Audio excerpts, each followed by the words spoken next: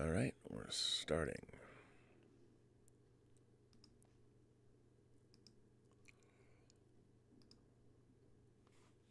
I never thought I would see a KURLAN NAISKOS. From the workshop of the Master of Darkwind Hill. This object is over 12,000 years old. Go ahead. You mean it's complete?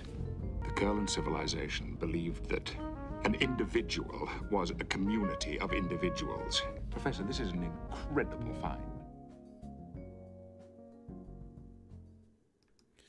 Well, good evening, Imagination Connoisseurs. Once again, it is I, your Duke of Dope Discourse, Robert Meyer Burnett, and this is episode 5 of our season 3 of Picard after show.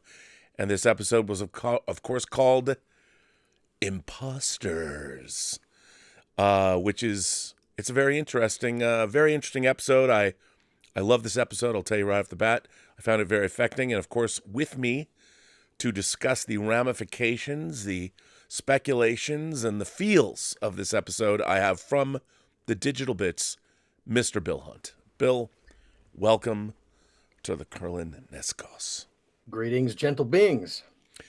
Now this is another good one, man. It's another. I'll tell you, I've watched this episode 3 times again today, which means I've seen it 6 times total. Yeah.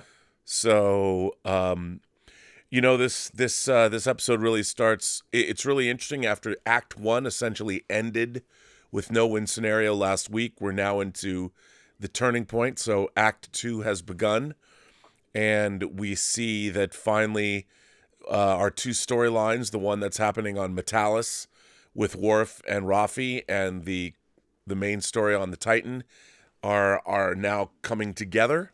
Yeah. But let me ask you this. What were your impressions of this episode? I thought it was good. As you say, it's, the last episode was sort of the end of the first act, and now we're on to Act 2. And after the events of the last episode, and after the Titan finally gets out of that difficult spot in the nebula, you think you're going to get a break, and the breather doesn't last very long. No. They're right back into hot water this week. And you're right. And what's great about this episode is the way that the Raffi and Worf's storyline intersects with the story of the Titan. And it intersects in a very unexpected way. And we can actually talk about the fact that yet another original Next Generation character returns in this episode, but not one that anybody expected. No, and I have to say, I was always a huge fan of Ro Laren. I love that character, and of course, Ro Laren was originally supposed to be moving over to Deep Space Nine with O'Brien. Yeah. And I've often told the story about Michelle Forbes. I used to live across the street from her, and back in 2007, we lived kind of over by Lake Hollywood, and it was very funny. I told her that she was coming back to Battlestar Galactica, and I don't know if she remembers this, but she goes, no, I died. I said, I know, but they're going to make a TV movie called Razor with you in it. And she goes, I don't think that's correct. And a couple months go by, and she was over at there was a house that was split into upper and lower apartments, and I lived in the top apartment. Yeah. And my friends lived below, and they were friends with her, and she would have dinner over there all the time. And I was down there, and she's like, what else is going to happen with my career? Because she found out that, yes, indeed, I wasn't, for all of my hyperbole, I don't. Yeah. I'm not. You know a person or two. Yeah, but well, and she's good. I mean, she's good in everything she's in, and so it's great that she's back. And I'll tell you what, I don't know how they kept the secret, because especially with all of us. I mean, usually my big fat mouth, I can't help. I'm like, you're never gonna believe. But even and that's not the only secrets that are coming up. No, for sure. And the amazing thing is that they kept it secret to begin with. And then the amazing thing is that every single person they've allowed to see this stuff has kept quiet. Which tells you how much I think all of these the press and all the people that have seen these episodes, how invested they are, because nobody wanted to spoil this. Nobody wanted to spoil this. It's such a great surprise. It is, and you know what's really been interesting? It's because I told Terry Metalis that he's going to win people over, and it's been very interesting watching people get won over. But Yeah. I think they're getting won over because great storytelling is great storytelling. Yeah. And the roles, the parts that have been given to all of these, you know, our venerable heroes, they're just so well written. Mm-hmm. And it's funny because there's a lot of people that, oh, this is not well written at all, and Terry's a hack, and you know, I keep going back and forth with these people, and I'm like, look, I try and be nice and respectful. Yeah. Yeah. But it's like, I know for a fact, like watching episode 4, I had an emotional, an unprovoked emotional reaction that I wasn't expecting. Well, the show provoked it from me, and I don't get those very often. And it's not because I'm not an astute viewer or anything like that. It's just that, you know, when I watch things, I tend to be fairly analytical in my mind about what I'm watching. So I'm not somebody that has emotional outbursts or cries a lot in movies, but it happened in episode 4, and it happens. There's another episode that it happens as well, and it's just involuntary. And I think it's because you're so invested with the show and with what's going on and these characters. And I'll tell you something, that conversation that Ro and Picard have, and it's so great because here's what I love about it, is this conversation where there's 30 years of things they've wanted to say to each other. It's a great conversation. It would have been a great conversation in any episode of Star Trek. Yeah. But at the same time, this very conversation is how they're proving to one another they're not changelings. Right. And that's the interesting thing is not only do they have to prove that, but they also have to heal a rift, that the open wound in terms of that relationship for each of them that has been festering for all these years, you know, decades now, right? And now all of a sudden we've got, you know, they're back together face to face, and they have to come to terms with not just what's going on, but that their past and that relationship, and they've got to find some way to reconnect before the end of the episode. And obviously we know what happens in this episode, and they do. And so she's got an extraordinary arc just in this one episode. And it brings closure to that character, you know, that a character that has been left without closure for 30 plus years. It's remarkable. And, you know, it's really interesting because people forget Preemptive Strike is the penultimate episode of The Next Generation. It's the second to last episode of the series. And it's a wonderful episode. And I remember that was really shocking, you know, and it harks back the shuttle going into between the warp nacelles and all that. I mean, there's stuff in that's going on in this series that, I mean, it's incredibly well thought through. Oh yeah. And it's funny watching people look.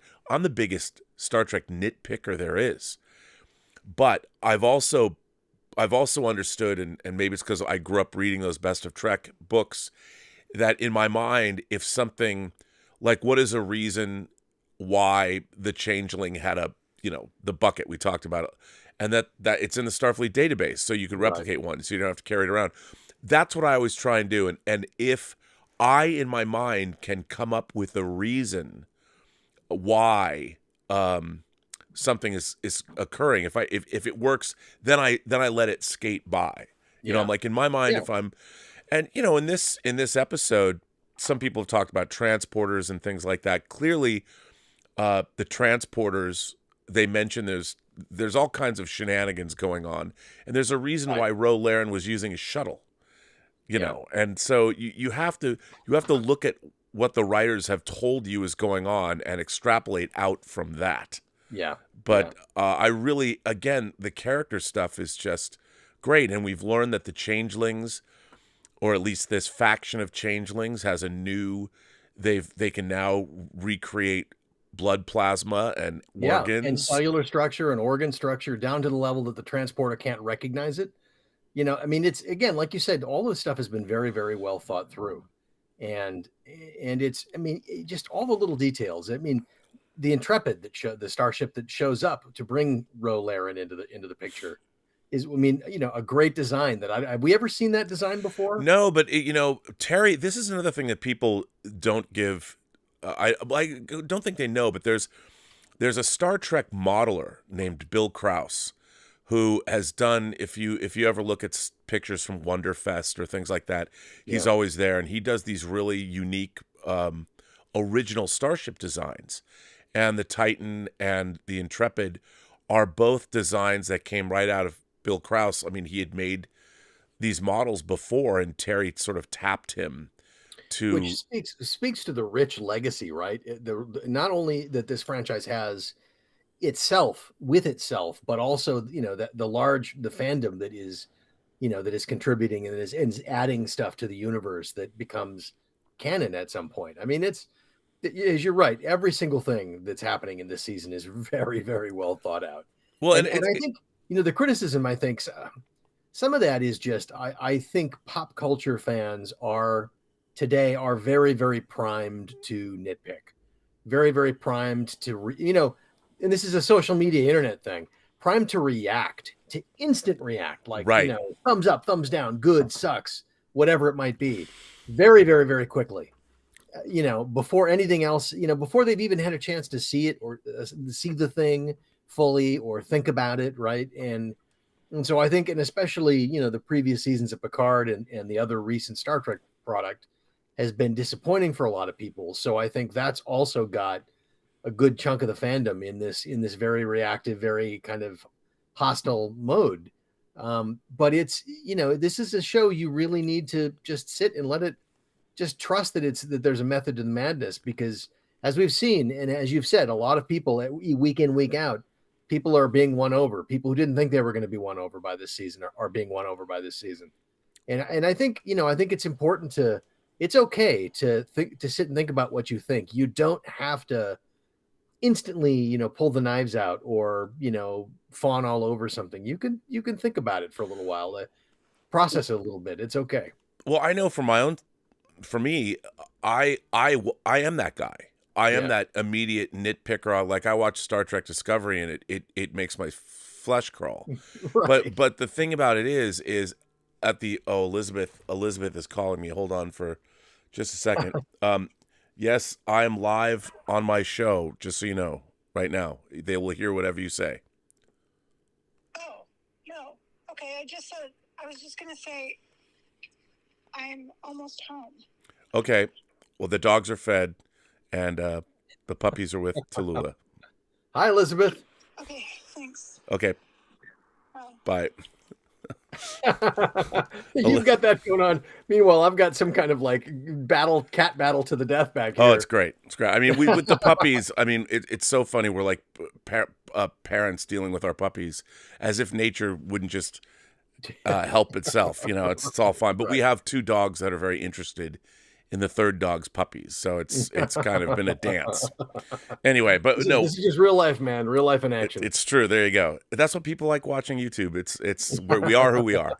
But I think that the really interesting thing about this is why I love this show so much. Yeah. And many people are coming around. It's like it's really interesting to watch this schism, but for me it's all about the characters. Yeah. It's always about characters and story, and the character stuff in this show is great. Oh, yeah. And the conversations at these... And what I love about it is, and I made the point that I've been watching Star Trek since I was 5 years old, and it's always grown and evolved as I grew up. Right. And that stopped in 2009 when Star Trek went back to tell stories of Kirk Spock. And it had been doing such a really interesting thing. Even Enterprise, that was a prequel series, still had things in it I hadn't seen, like especially...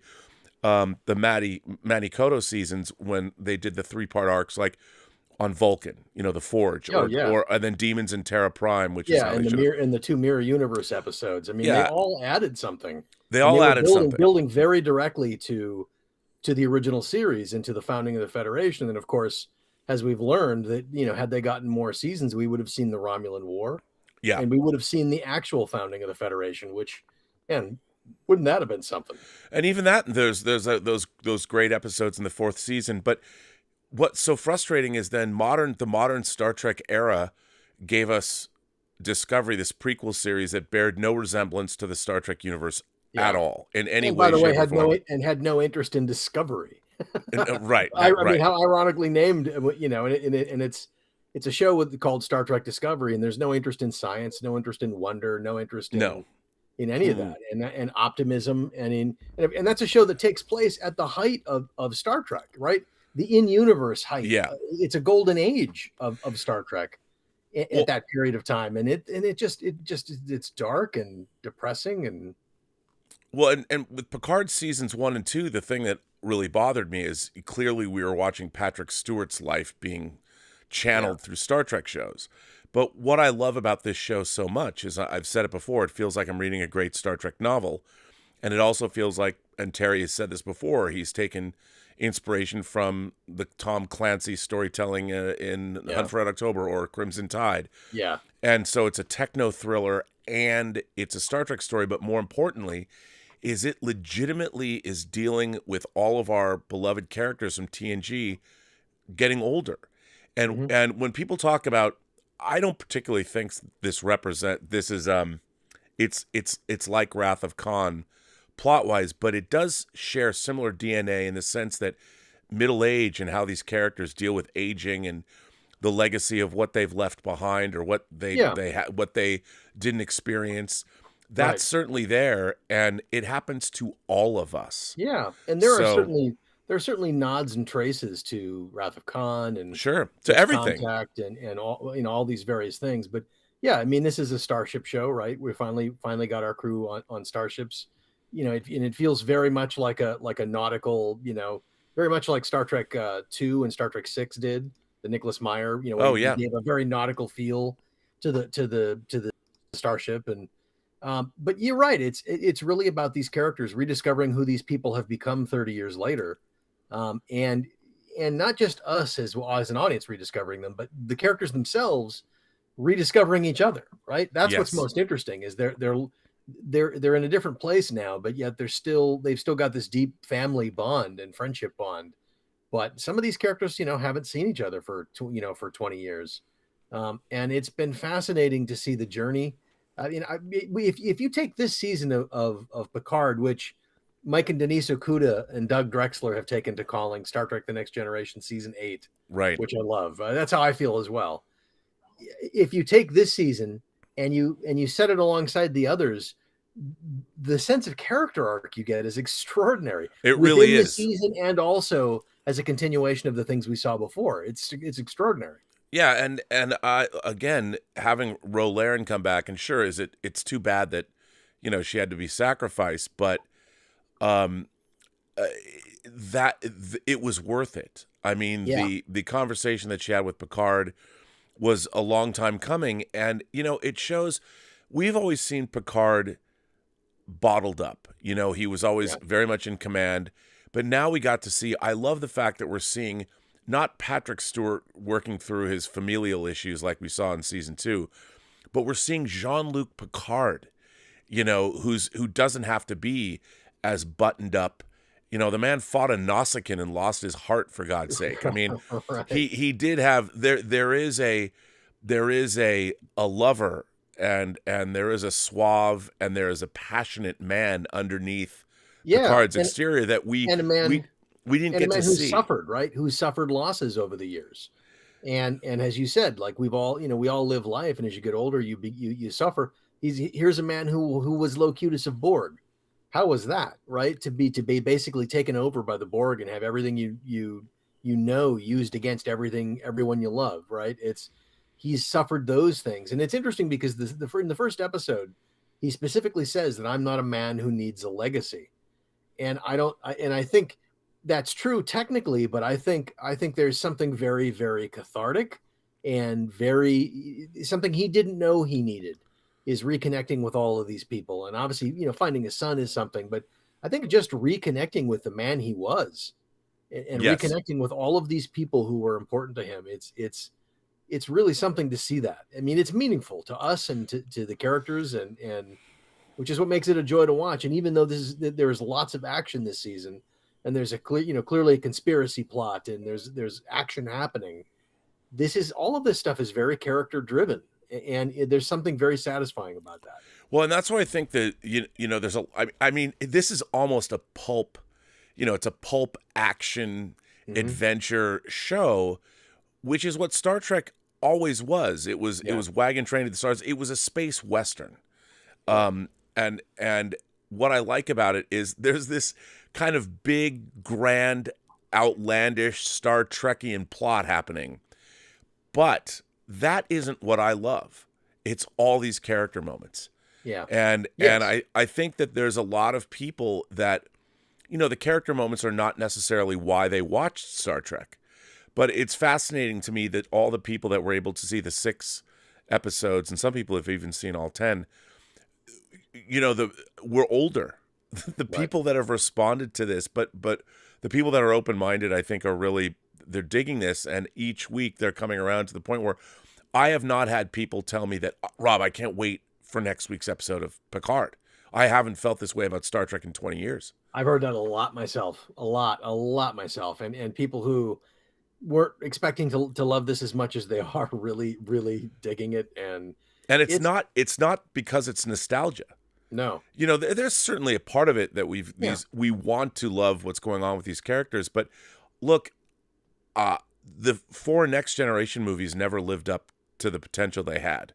Even everyone's favorite First Contact is very goofy. If you really think about the schism and the story that was being told, they were all very, very disappointing. There was not. I mean, unlike the original series movies, there isn't really one of those movies that you just go, "Yep, they nailed it." And there's a couple. There's 2 or 3 of those with the original series movies, right? And so this is kind of that last movie we never got. It has the character stuff. It's great. Yeah, it's 10 hours, and it's the character stuff that we've wanted. And there's callbacks to the past. But, it's interesting. I always thought that the Next Generation movies had really good ideas in them.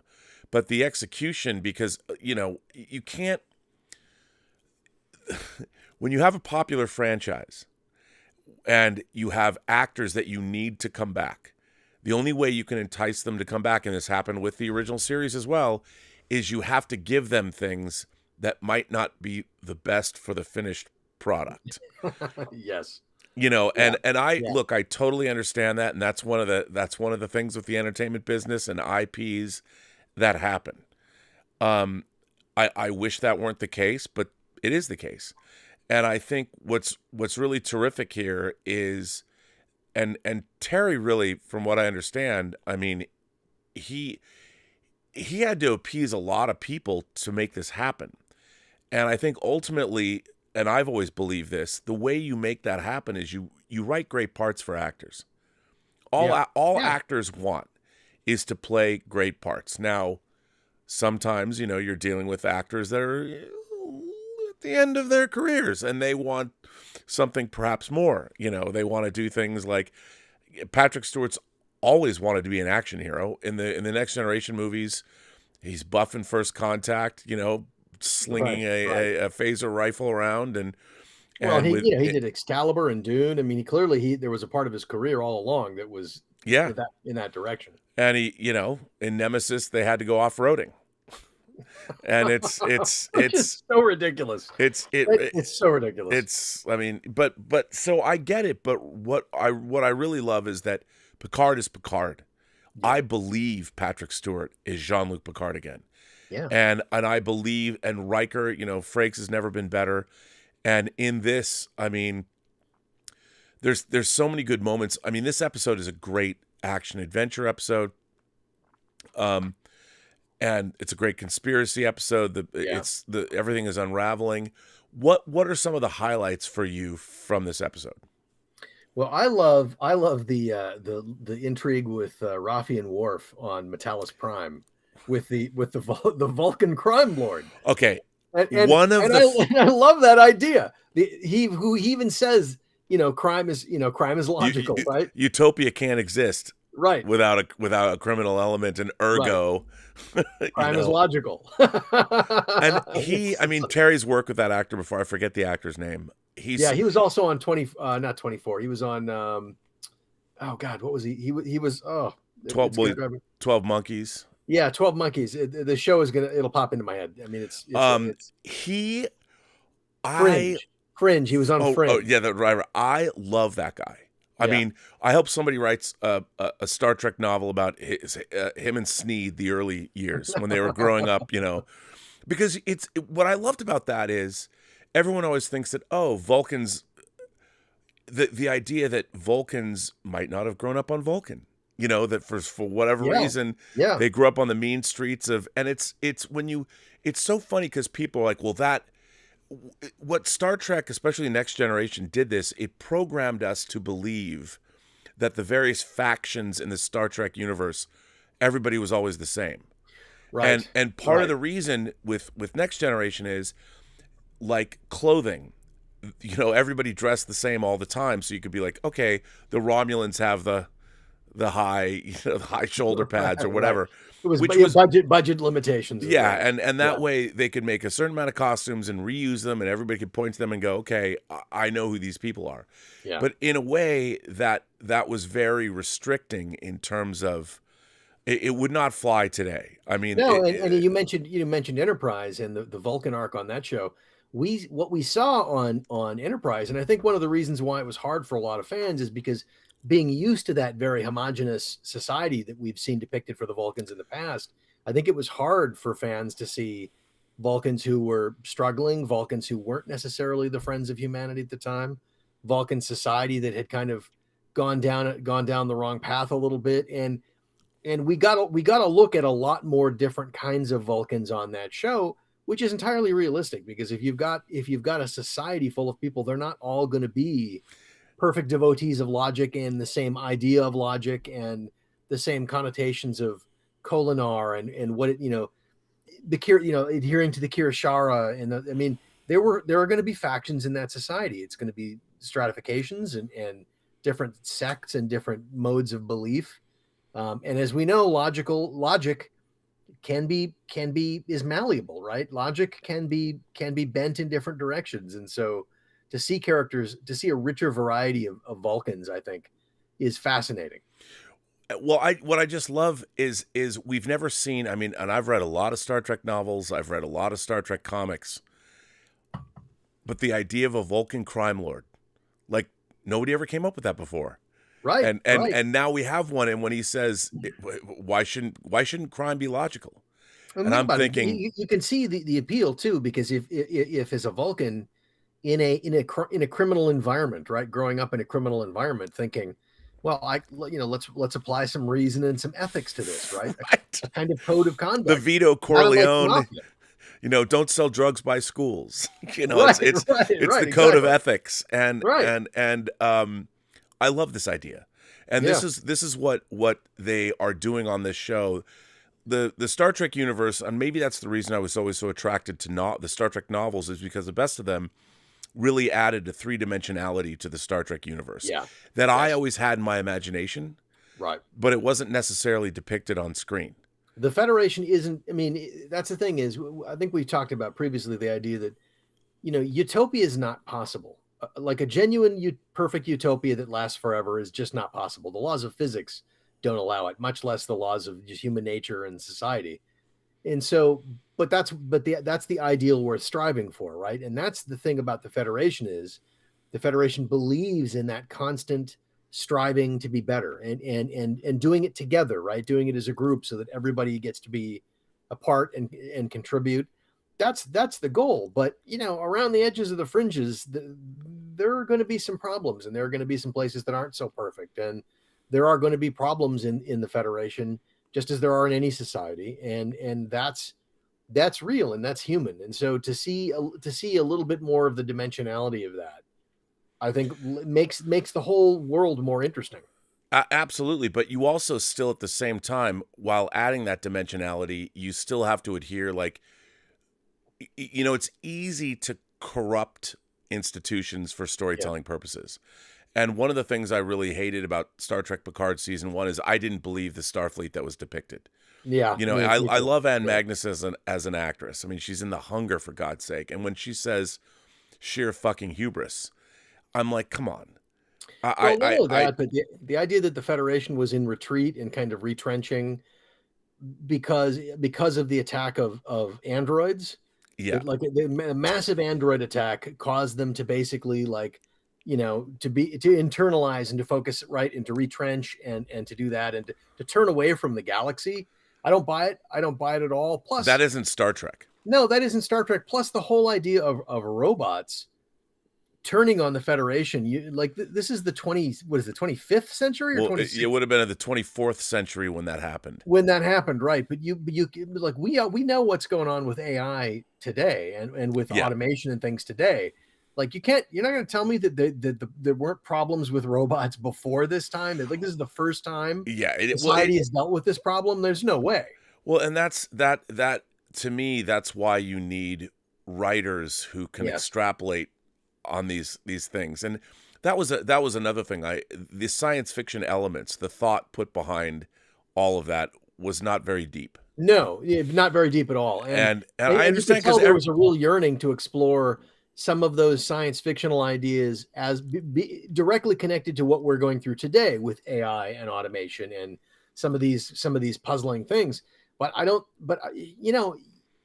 you can't. First of all, these kinds of things have been explored elsewhere, right? And then again, this is Star Trek, right? This is Star Trek. You've got to be internally consistent, and I think if you are too married to trying to have allegory that deals with everything that's going on in today's society, I think you run the risk of making Star Trek that is going to be so dated in 10 years. Oh, I think the first season of Discovery is already dated. Oh yeah, and frankly, Strange New Worlds a little bit too. You've got characters that talk like 20-somethings today and use the same kind of language and carry themselves, and that's fine. I get that you're trying to connect to an audience, and that's important to connect to an audience, but some of that stuff is going to be very, very dated in a few years. Well, they're not creating a credible future. Right. That's exactly right. And with the way people talk to one another, what I love about what they're doing in Picard is the conversations that everyone is having with one another. I mean, Gates McFadden is finally she's given something to actually do. Her conversations when it was, first of all, I love that in this episode, she's doing an autopsy, for a moment. And we see the Trill Doctor who finally has come to, I forget the Trill Doctor's name, but she's finally come to respect. At first they were at odds with one another, right. And now you see it's a subtle thing, but you see the Trill Doctor and Beverly Crusher standing side by side, right. And she's the one running the autopsy. It's Crusher who's running the autopsy. Yeah. And they're doing it together. And it's a subtle thing, but at first they were at odds. She's like, Howard, what do you know? And clearly and again, not a lot of shows necessarily would do this, but this doctor on the Titan, Beverly Crusher earned her respect. Right. When you see them side by side and they're working together, it's like, okay, that's what adults do. You don't. Then she watched Beverly figure out the what was going on with the power signatures and the nebula. Yeah. Right. So it's a nod to experience, and as you say, Crusher proved it.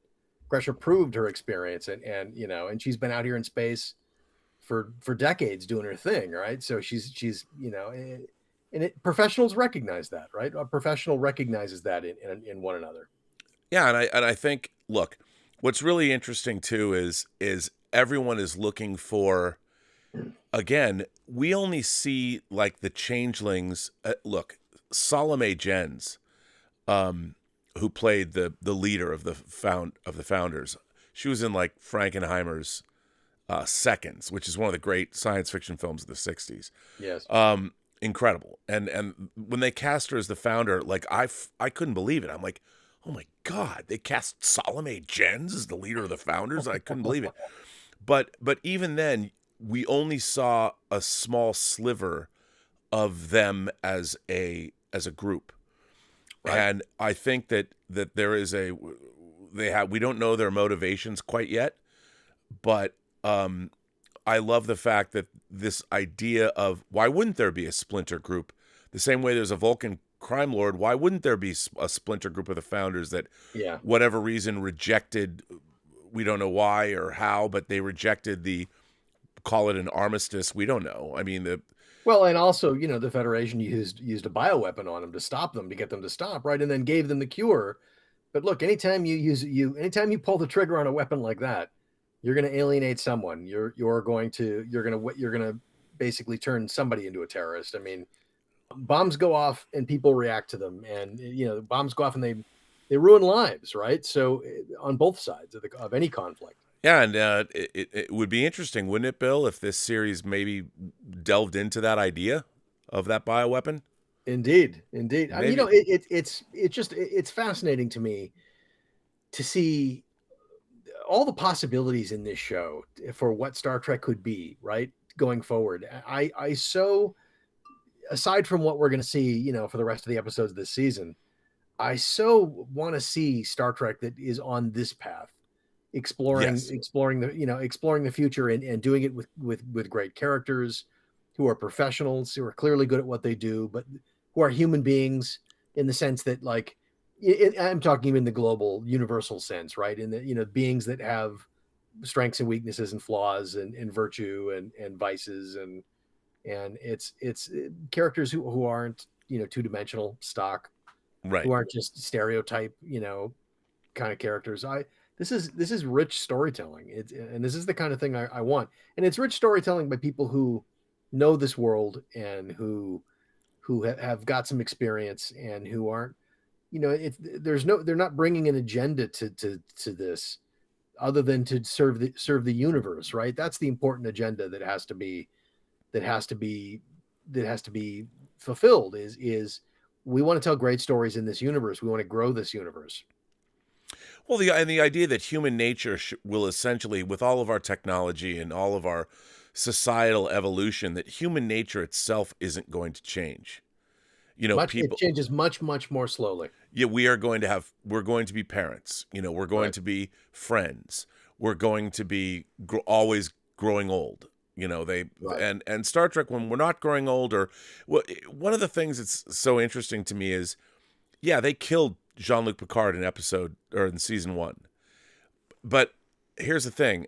Throughout Star Trek history, there has always been android bodies and things like that, where all the way back to What Are Little Girls Made Of in the first part of the first season of Star Trek. So, okay, now Terry and Christopher and all the people that wrote on this series, they inherited those things. I guess somebody could have said, well, why in the second season did you not have Q snap his fingers and turn?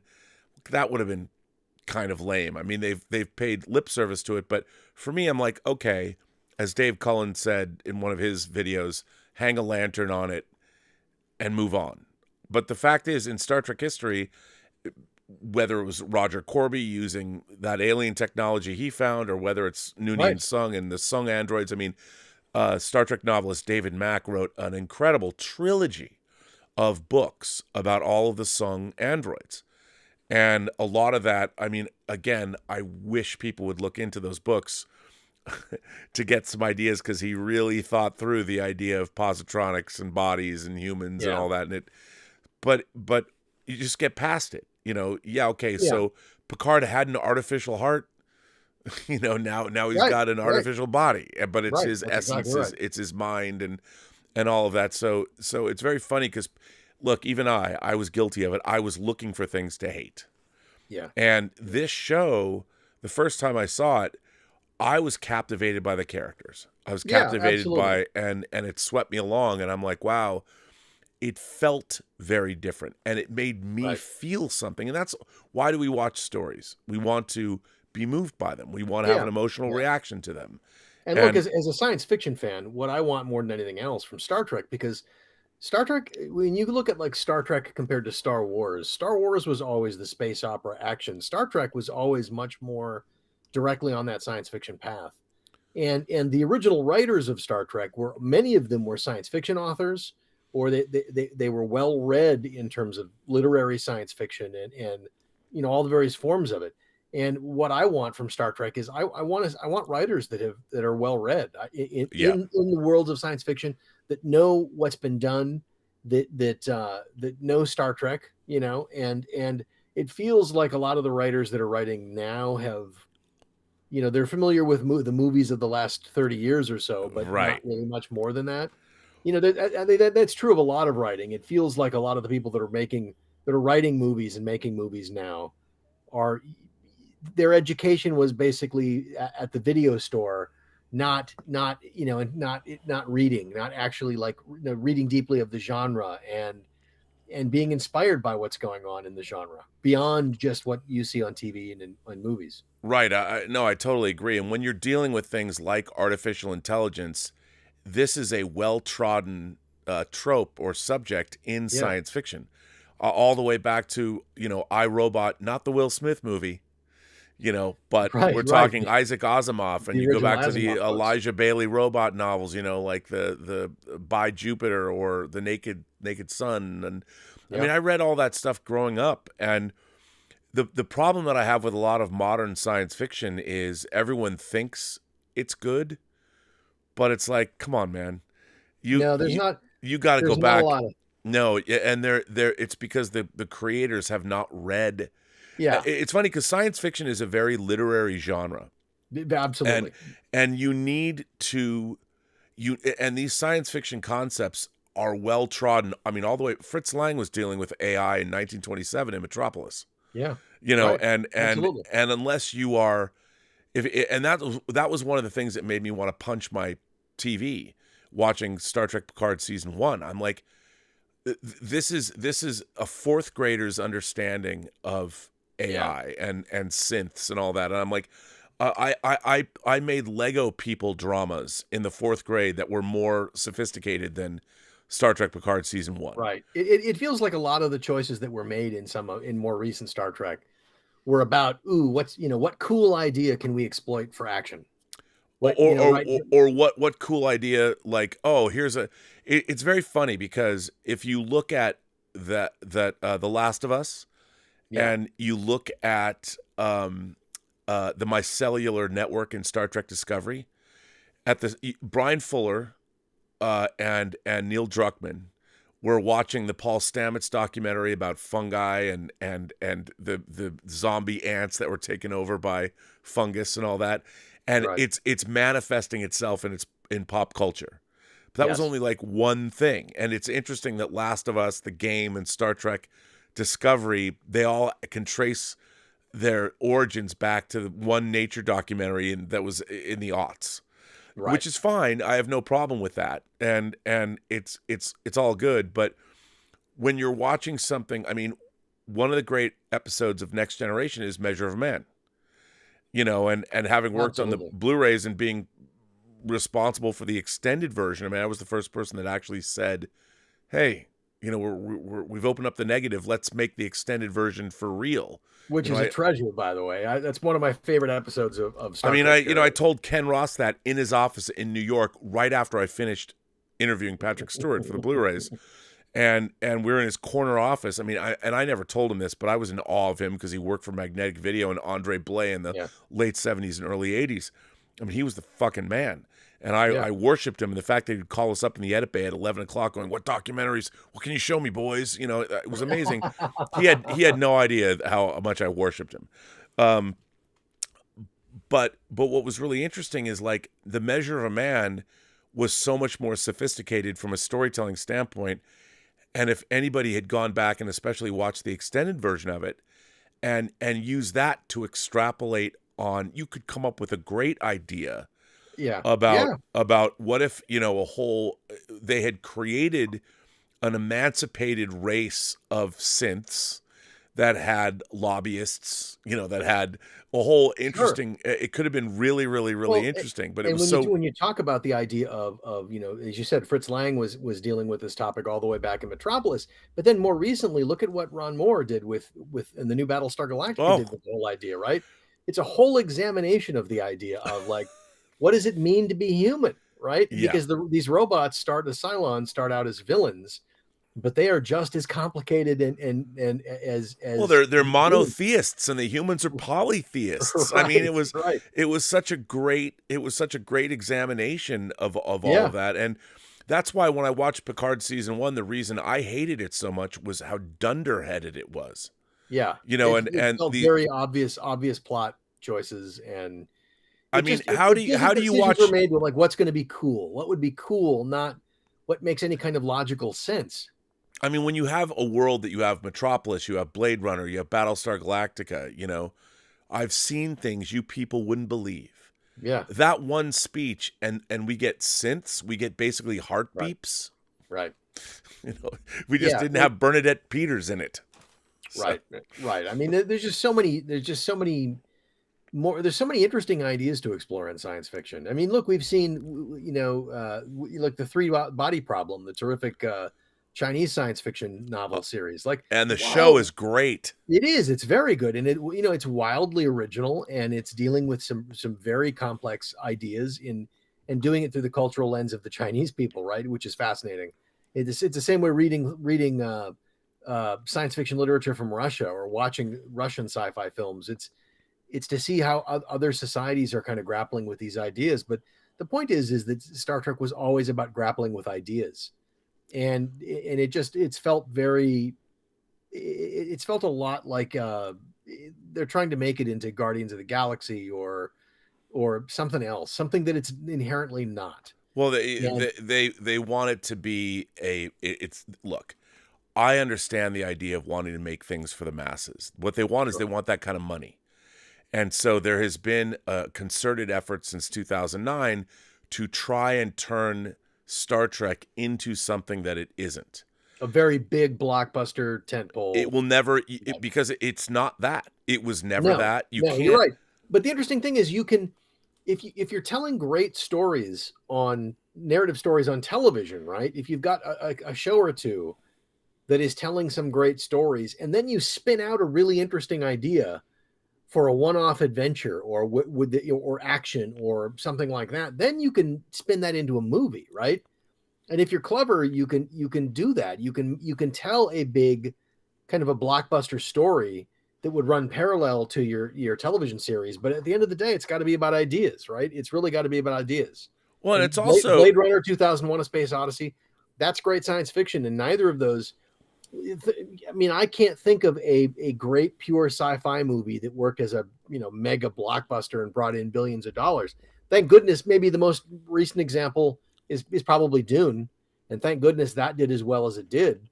But, you know, sci-fi deals with ideas, and deals with human beings and big questions, and it's not about laser beams and, you know. Well, you know, one of the one of the things that we were lucky about with Star Trek Picard season 3, and I have been, is Terry Matalas was the co-showrunner of the 12 Monkeys TV series. Yeah. And I've been revisiting that on Blu-ray, and it's really an incredible, in terms of a science fiction show that deals with time travel.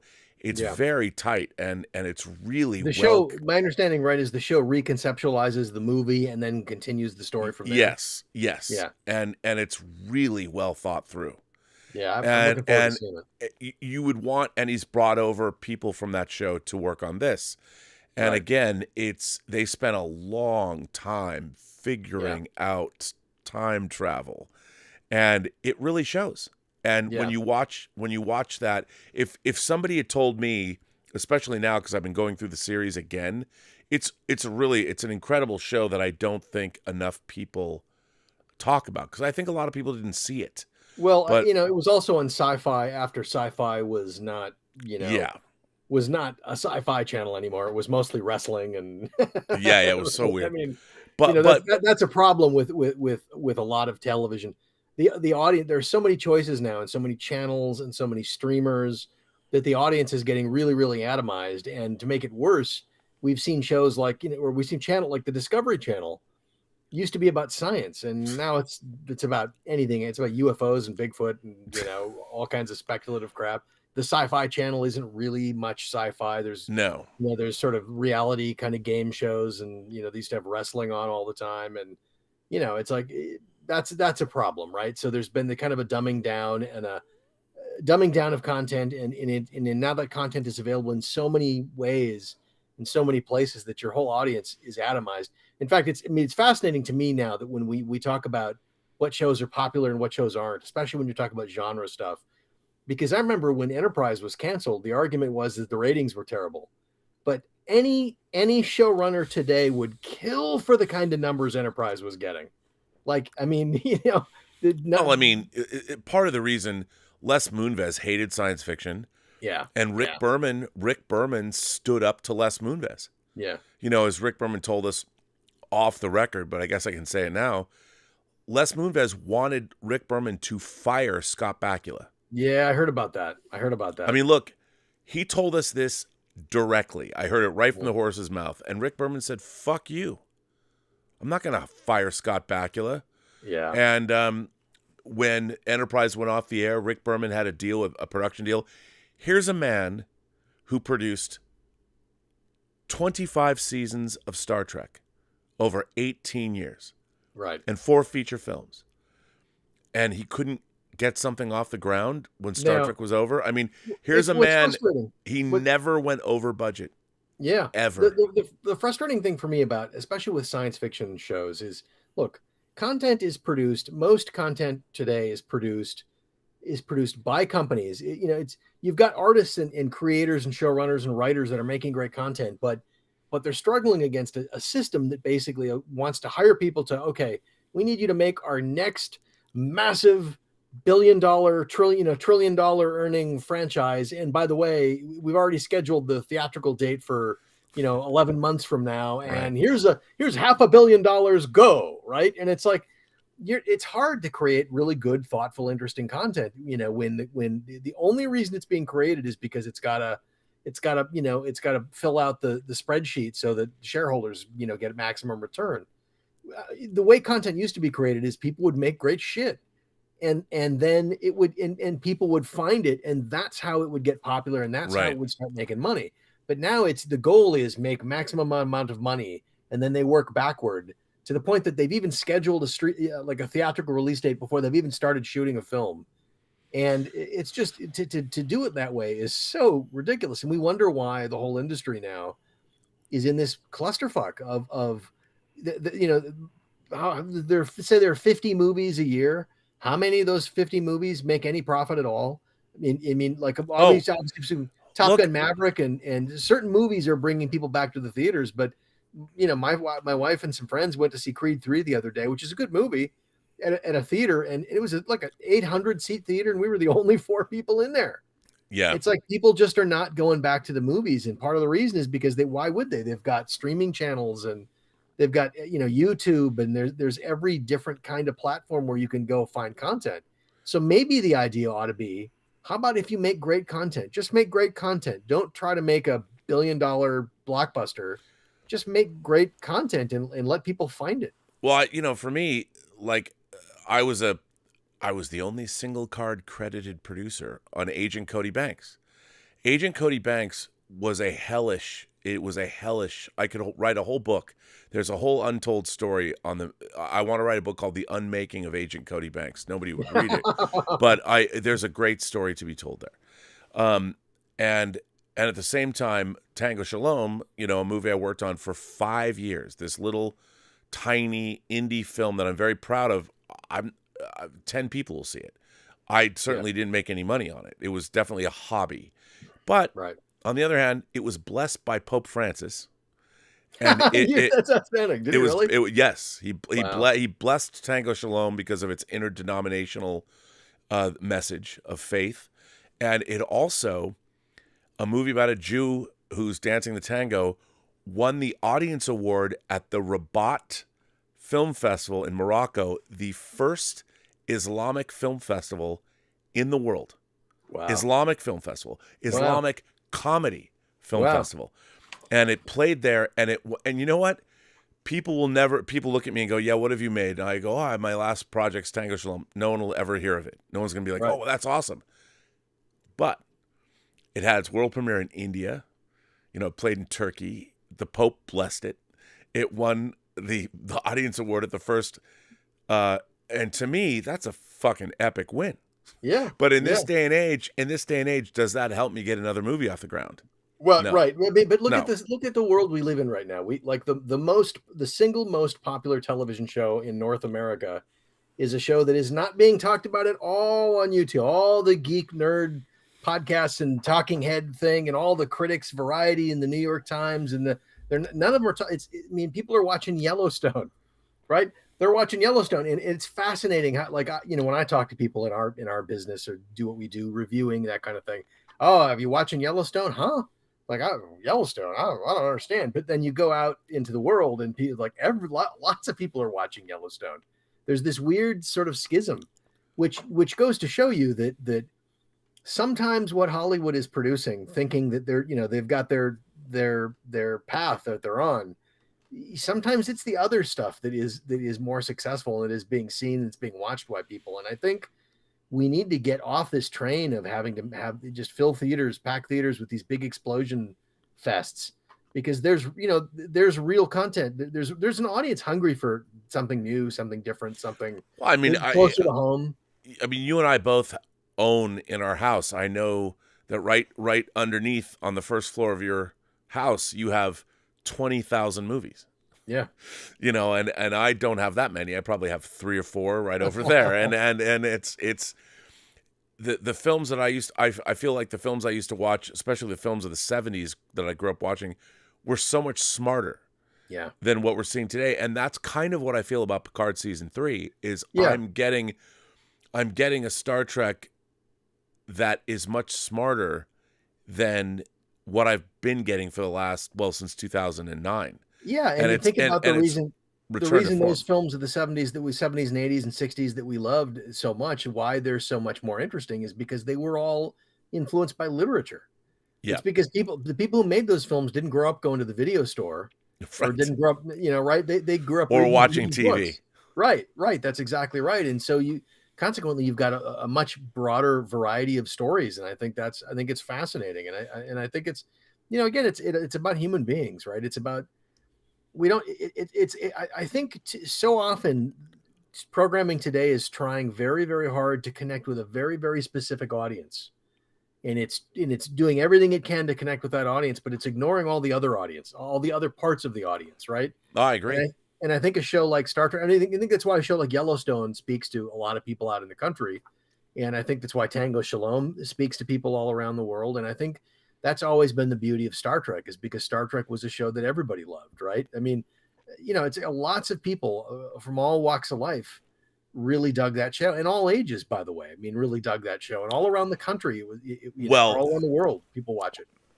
That was the thing. I mean, I connected with Star Trek as a child. Yeah. And now I'm watching as a middle-aged, ending my middle age, going to the last part of my age, whatever. Don't say that. I mean, no, but I mean, it's interesting because one of the things I think that can't be stressed enough is that Star Trek was always evolving with the times. Yes. And it was also evolving in universe at the same time.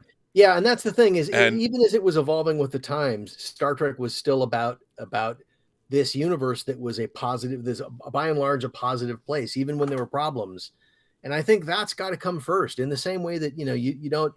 I remember, a lot of people were excited when Quentin Tarantino was going to make a Star Trek movie, and my first thought was, please no, go make another Quentin Tarantino, go make another original sci-fi film. That would be great. But it's like, Nobody wants to go to a Marvel movie where you're not feeding the Marvel legacy, and in the same way, nobody wants a Star Wars movie where you're not feeding that legacy and you're not making in-world stuff. You don't put your stamp on Star Trek. You bring your talent to Star Trek and make great Star Trek. Well, yeah, and what I really think is what I find very interesting is, as a child, Star Trek was the first thing. Because I was, and even now, so ensconced in the universe of it all. Yeah. But it made me look outside myself. Right. Like, I was not looking, like, I was a kid. There was no Wesley Crusher on the original series. Right. I was watching the original series as a 5, 6, 7, 8-year-old, and I wanted to be Kirk. Yeah. And I wanted to have friends like Bones and Spock. Me too. And I was looking up going, maybe one day, and I was looking out at my future and what the future could be. And the idea of boldly going, like, I might not live in the 23rd century, but to boldly go in life, get a passport. Yeah. Go have an adventure. Go someplace. It activated your imagination. Absolutely. It made you aware of a bigger world, that the universe is a bigger place than we realize. And Yeah, and I think that's why so many people were excited about it, and the idea of look, no matter what the problems are today, we're going to find a better. They're going to find a better path. We're all going to get to the future, Yeah. and humans have enormous potential to go out and explore the solar system and explore the galaxy, and you know, it's. I think that's what speaks to people, and so when Star Trek is not doing that, I think it's very. Well, For people like us, it's very disheartening when Star Trek is kind of turning away from that path. And I think Star Trek has also become very modern. Star Trek is very how should I put this? I mean, it's just I just don't believe it. Yeah. And the people in it, I mean, it feels to me like they're trying to write to appeal to an audience, whereas Star Trek was written by people that we're going to make this show. Yeah. And they knew that through their work, if you tell a great tale, a great yarn with great characters, the audience will find that. Right. Give people what they don't know they want. Absolutely. Right? Don't give people what they want. You know, Star Trek never told people what to think. Right. It told people what they should think about. Right. You know, and I think nowadays so much of our entertainment, and this is creators. Here's another thing. The creators, I don't think that writers in the day, people who are writing novels or stories, or Harlan Ellison did not give a fuck to make you feel good about his work. Like, I'm going to write a story just for you. Right. No, Harlan Ellison's like, I'm smarter than you. I'm going to write a story that you need to watch or read or experience because you're going to learn something from it. Right. And you're going to learn something. You better damn well catch up. You better keep up. I mean, Harlan Ellison published 2 essential anthologies that I got in the 5th grade, Dangerous Visions and Again Dangerous Visions, which was a collection of curated short stories that Harlan Ellison edited. And that was like, those 2 books were formed my childhood. Yeah. And they were called Dangerous Visions. And that was the whole point. Science fiction was dangerous, and it made you think about things that you didn't want to think about, or maybe you didn't know you needed to think about. Nowadays, it's like everybody wants to play it safe and appeal. Like, social media. Not only does everybody want to play it safe, everybody wants to just bubble wrap everyone, and oh my God. Like, oh, we can't have any content in here that might offend anyone at any time. It's like, how about trust your audience? Trust in the intelligence of your audience, right? Write interesting things, and just trust that your audience can handle it. Agreed. I always have to laugh about like Harry Potter. You know, this whole movement of we've got to it's Harry Potter is it's too adult and it's too scary, and it's I think kids aren't stupid, man. Kids can get it, and you might think you're protecting children, but the reality is they've got eyes and they can see. You know, if someone dies in your life, in your family, they're going to know and experience that. They're not stupid, and they're also going to see what's happening in the world today and see what's on the news. You can't hide that shit from kids. And so this idea that we've got to sanitize everything, we've got to bubble wrap everything and everyone, and we can't offend anyone, and we can't challenge anybody to man, I when I was a kid, I was reading everything. Dude, me too. No, I wasn't reading just kid stories. I was reading, serious science fiction novels, and I was voracious. And thank goodness I had the opportunity to just explore where my mind took me. Well, what I don't understand is to be born is to die. And to understand that, like at the end of, you walk around all day long and one day you are going to die. Yeah. And that is not a bad thing. That's the cycle. That's our life cycle. And we should celebrate that life cycle and understand that being here is a gift and rare. I mean, I've often said on my other shows that, and they kind of get into this. Dr. Manhattan talks about the thermodynamic miracle of life. That's why he decides to come back from Mars and save humanity or whatever. Right. And the fact that there's only, there are twins and all that, but in the entire cosmic infinitude of infinite, meaning infinity, there's only one of each of us. And again, the first time I ever heard that idea was in Star Trek. Balance of Terror. And also, this idea that, we live in a teeny little planet, a teeny little speck of a planet in a teeny little speck of a galaxy in a teeny little corner of a big, big universe. The West, it's like Douglas Adams. Right. Space is big. Right. Really big. There might be millions of civilizations out there, or there might be only us. And either, it's like, was it Arthur C. Clarke said? I think it was Arthur C. Clarke. Both are equally terrifying. Yeah, both are equally terrifying. And like, you should be, if you really are thinking about this, if you're really understanding what that means, you should be a little terrified.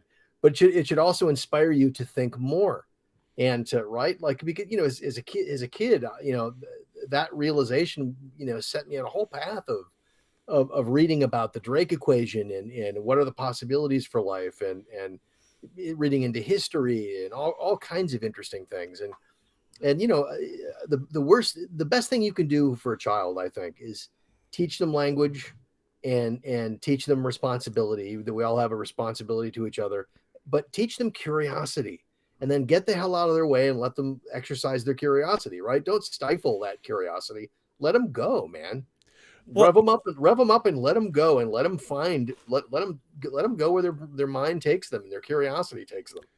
To bring it back to this episode of Picard, there are experiences that I had 30 years ago, things that I've done that I really wish that I could sit down with certain people and have the conversation Picard had with Ro Laren tonight. Yeah. Or today. And one of the great things about this is, that is why I've loved this season of Picard. We're 5 hours in. We're 5 episodes in. And, when he had that conversation with her, and she had the conversation with him, and they talked to one another, I'm like, God, there are so many people in my life I wish I could have that conversation with. Yeah. Not their exact conversation, but a conversation where I could actually tell people what I wasn't able to say, or what we never had closure 30 years ago. Yeah. And so for me as a viewer, I watch that scene like so much of Star Trek, and I relate to it. It feels genuine to me, because as a human being, even though it's a sci-fi action adventure allegorical show, the reason that I love Star Trek my whole life is because it was full of truth, real human truth. Right. Well, and for example, the moment that Picard says to Ro that, where's your earring? I thought your religion was important to you, right? And the fact that she's not wearing it, and the fact that she then gives it to him later, and that's the device where she's put all the data from the investigation that she's done, right? It's like, it is a meaningful thing. Yeah. But he recognizes that immediately, and that's, these characters know that about each other, but he questions her about it, right? It's there's so much depth there, and there's so much understanding between those two people, and misunderstanding as well, right? And that's what makes this scene so great, those conversations so great. And I think that look, there's a lot of people that look at things and they want the plot, and they want the action and the zip zap. I get it. I understand that. That's fine. There's a lot of people, I've understood that, especially about there are people that watch Star Trek on many different levels. Yeah. And I think that's great. That's what fandom is all about. For me, Star Trek was very much a religion. I looked at it with almost a religious fervor when I was a kid, because, my family wasn't necessarily very emotional. I had a great mom and dad, but they weren't the most emotional people in the world. Yeah. And when I was watching Star Trek, I'm like, wow, it seems weird to say, but I think a lot of kids are like this. We learned our ethics and our morality. For me, it was Star Trek, it was The Outer Limits, and it was The Twilight Zone. Yeah. Those were the holy trinity of shows I was watching growing up. There's a lot of other shows, but those shows really made me think, and they were really pushing at the time. They were written by people that were writing books and plays and short stories. They were real writers grappling with literary concepts going all the way back to Aristotle, or what, poetics or whatever. And these were people that were all great stories. Any great story is about what it means to be a human being. Right. And that's what a story does. It contextualizes the experience of humanity. And as a kid, yeah, I had the trappings of a science fiction action adventure show. The colors were great. Maybe that's why I loved the colors. You were ensorcelled by, like, look at the colors, even the gel, the lighting, the gels on the walls. I mean, right. I was so, you put the zap on my 5-year-old brain when I started watching it. But at the end of the day, what I loved about it was, there are moments like when in This Side of Paradise in the first season, when Elias Sandoval, Spock gets infected by the spores. Yeah. At the end of that episode, Kirk says, this colony turned out to be stagnant. They created this utopia, but it was false because everybody had that feeling because the spores gave it to them. Right. And they did not progress. Nothing happened. And Kirk says at the end of that episode, another dream that failed. There's nothing sadder. Yeah, and that was something. Moments like that in the original series, right? And when I was a kid, I've thought that to myself my entire life. When somebody didn't quite get to make what they wanted to make, or in my own personal professional career, well, there's another film that I've spent 5 years trying to make that went down the drain. And I always hear Kirk saying, another dream that failed. There's nothing sadder. I've been saying that to myself since I was 5 years old. Yeah. And that came to me from Star Trek. The great thing about it is, too, those failed efforts, you learn something from those failed efforts. Of course. But also you have an experience, and you have an experience by and large with other people, right? That is valuable, and that it becomes a part of your life, and you're grateful that you had, by and large. It's life is the journey, right? It's not the destination. We know what the destination is. Like you said earlier, we're all going to end up in the ground. And I'll tell you something. William Shatner himself, when he came back from his journey with Blue Origin, said he looked into the cosmos and he saw nothing there but death, darkness, and that was interesting hearing that from him. And I understand that because he's where he's at in his life. Sure, absolutely. But what's funny was he already knew what the promise the cosmos was because he was traveling it in 1966. That's right. I wish, there's part of me that really wishes he'd actually had the experience of not just the suborbital flight with Blue Origin, but he'd been able to go to orbit. Because if you go to orbit, you can have a chance to look down at the Earth more. But also when you're on the dark side of the planet, you go into the night side, you can actually look out and see the universe. And right. I've talked to a lot of astronauts who say that's the even more eye-opening experience, because without an atmosphere, you can look at space and you see more stars than you've ever seen in your entire life.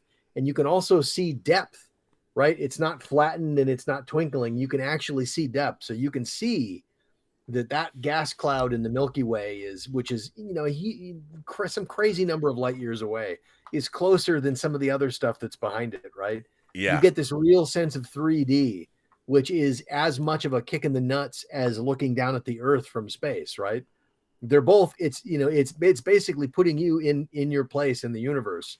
And that's what I've always loved about a thing that really influenced me in addition to Star Trek as a kid was Douglas Adams' Hitchhiker's Guide to the Galaxy. Oh, because he has all these great stories about how all these things that you think are so important are ridiculously not important in the grand scheme of things, right? It's far out in the uncharted backwaters of the unfashionable end of the western spiral arm of the galaxy lies a small, unregarded yellow sun.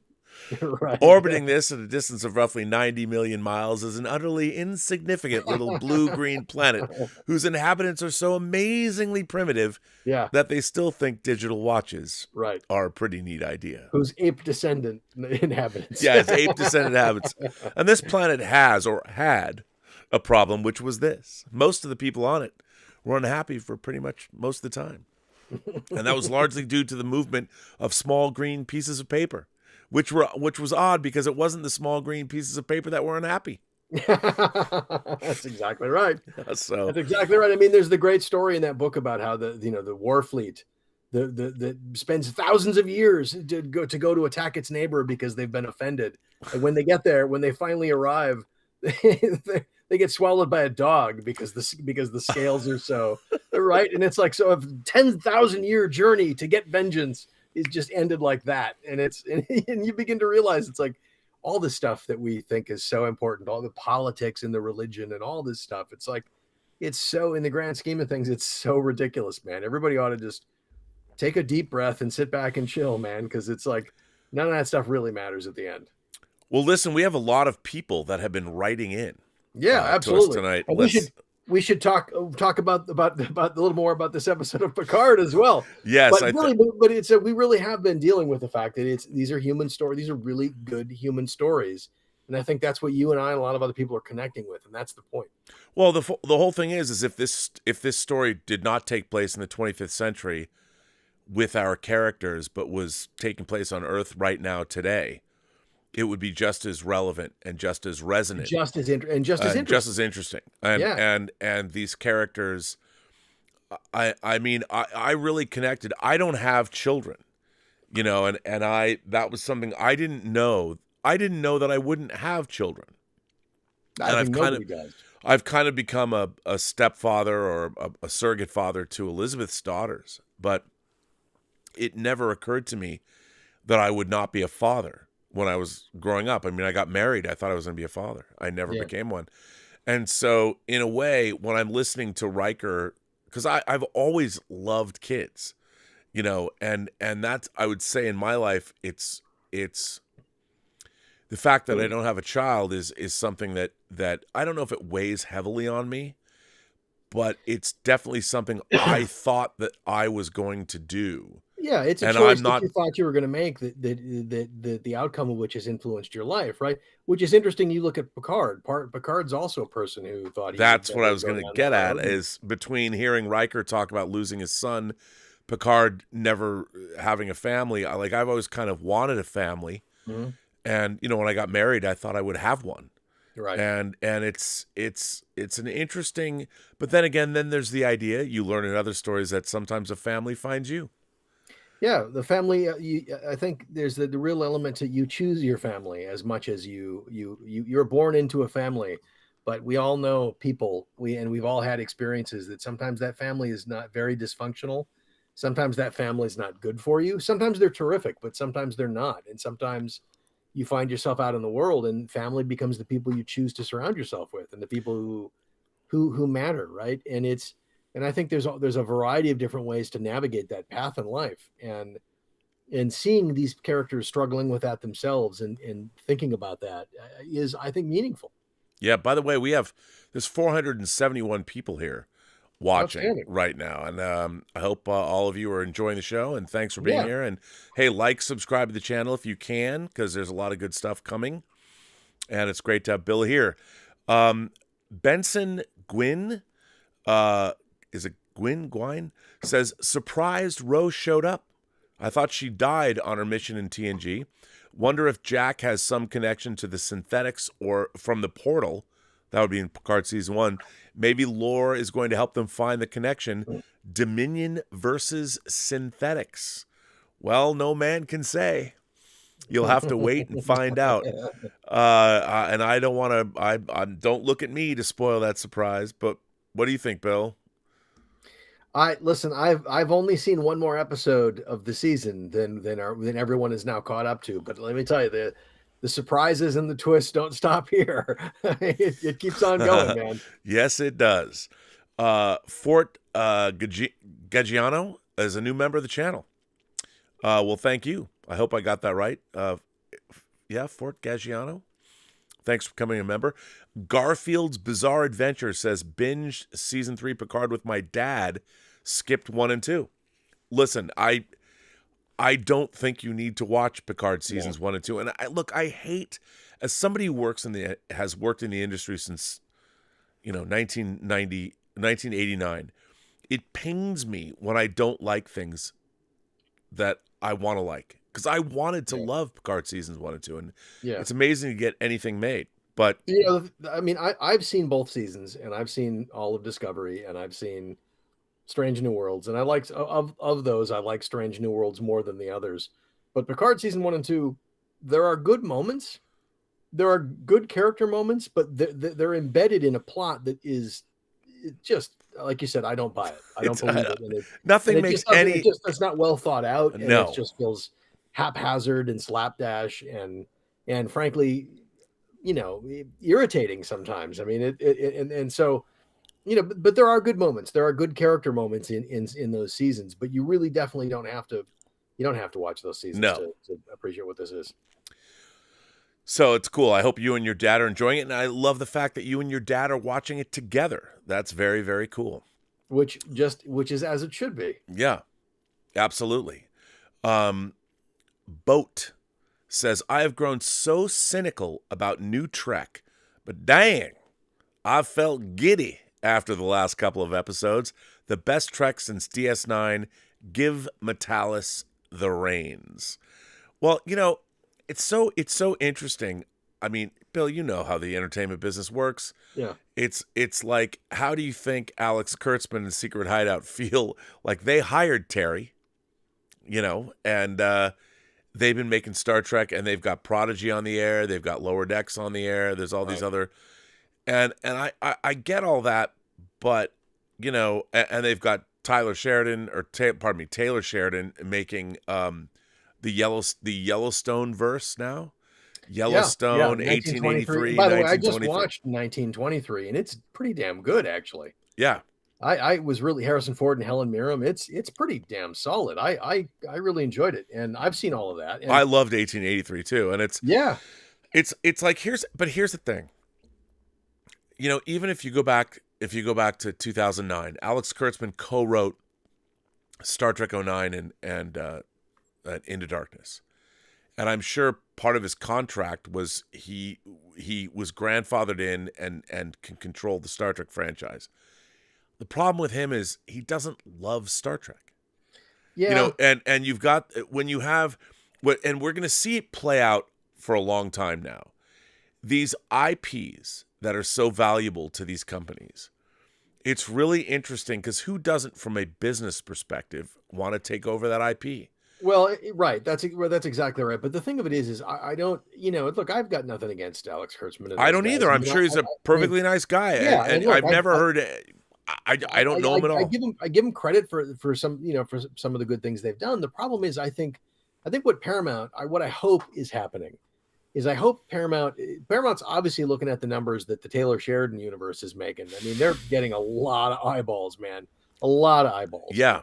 And I hope, looking at Star Trek, I just hope that the numbers for this season of Picard are what we think they should be. I hope that this has brought a lot of old fans back into the franchise, and I hope that a lot of new fans are still watching as well. And I'm hoping that the numbers will speak for themselves. And look, we know that Paramount Plus and all the streamers are cutting back on production costs because they've spent a lot of money on developing new product, but it hasn't paid off in terms of streaming profits. So a lot of these streamers are cutting back, and I'm hoping that they look at the number of eyeballs that Picard season 3 has brought in, and you look at the cost of this season, which, as we've talked last week, this is basically a bottle show.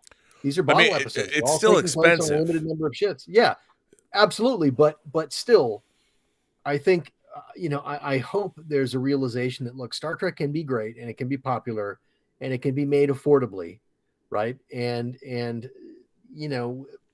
look, we saw 2009 and Into Darkness and Star Trek Beyond, and they were very big, glossy, actiony, roller coastery, special effects extravaganza, everything glittering. But how much money did they ultimately bring? Each one of those films made less money, and the proof that franchise is in a pickle is that they still haven't greenlit the fourth film. They still don't know what to do with that fourth film. And so I'm hoping somebody sooner or later is going to learn the lesson that Star Trek doesn't have to have, you don't need all that glitter and gloss. You can tell great stories affordably, and people will watch them. And I think, I think that's the reason that the Taylor Sheridan stuff is doing great. They're just great human stories, man. That's exactly right. And that's all anybody wants. Right. The funny thing that nobody understands is, and the lesson, one of the great episodes of the original series is the Doomsday Machine from the second season. Yeah. The Doomsday Machine is a bottle episode, meaning they shot it on standing sets. They didn't go on location. They just did a redress of the corridor, and you're on the wrecked Constellation. Right. They literally bought an AMT model Right. off the shelf. And the reason that the USS Constellation, the Enterprise is NCC 1701. The reason the Constellation is NCC 1017 is because the decal sheet, they just went, right. And it only had, like, now you get them and they give you all the different numbers for all the different ships. But at the time, it was only the Enterprise. And that was only after the Franz Joseph Technical Manual came out. That they had all the, the Congo and the Potemkin and the Exeter and all the different. But what Terry did, I watched somebody. There's a political website or a Twitter thing, 500,000 followers or whatever. They went after Star Trek today. Like, they tweeted something. As a matter of fact, hang on, let me pull this up because this actually kind of cracked me up. But so this is on Twitter, and let me see if I've got it here. I'm looking for it. Just allow me. Let me just see. Maybe it's on my phone. Because I have to read this for you. There is this is very interesting. By the way, if anyone's wondering, this is Max. Oh, I've got 4 cats in here with me. You can only see one of them right now, but there is a Twitter. There's the Palmer Report, and the Palmer Report. Let me just go to their Twitter feed. The Palmer Report is a political analysis ahead of the curve. That's what they say. They have almost 500,000 followers and media and news company. The Palmer Report, I'm not familiar with them, but a lot of people are. This is what the Palmer Report tweeted out about Star Trek Picard Season 3, about this episode. I really thought that you, and he's tweeting this to Terry Matalas, I really thought that you, unlike the infants who ran season 1 of this show, understood that you don't get to bring back beloved characters from 30 years ago just to kill them off 5 minutes later in idiotic fashion. You are a complete disappointment.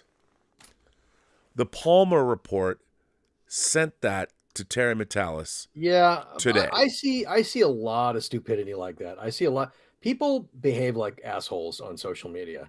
There's something about people who spend a lot of time on social media. It just encourages people to be judgmental, to leap to conclusions, to be rash, to treat each other in disgusting ways, to talk in disgusting ways. That's, if that's a conclusion that you come to, that's one thing. But to actually tweet that at a person it's like that. It's so disrespectful. You would never walk up to a person in real life and say something like that to them. But here's what's really interesting. You don't get to bring back. Of course you do.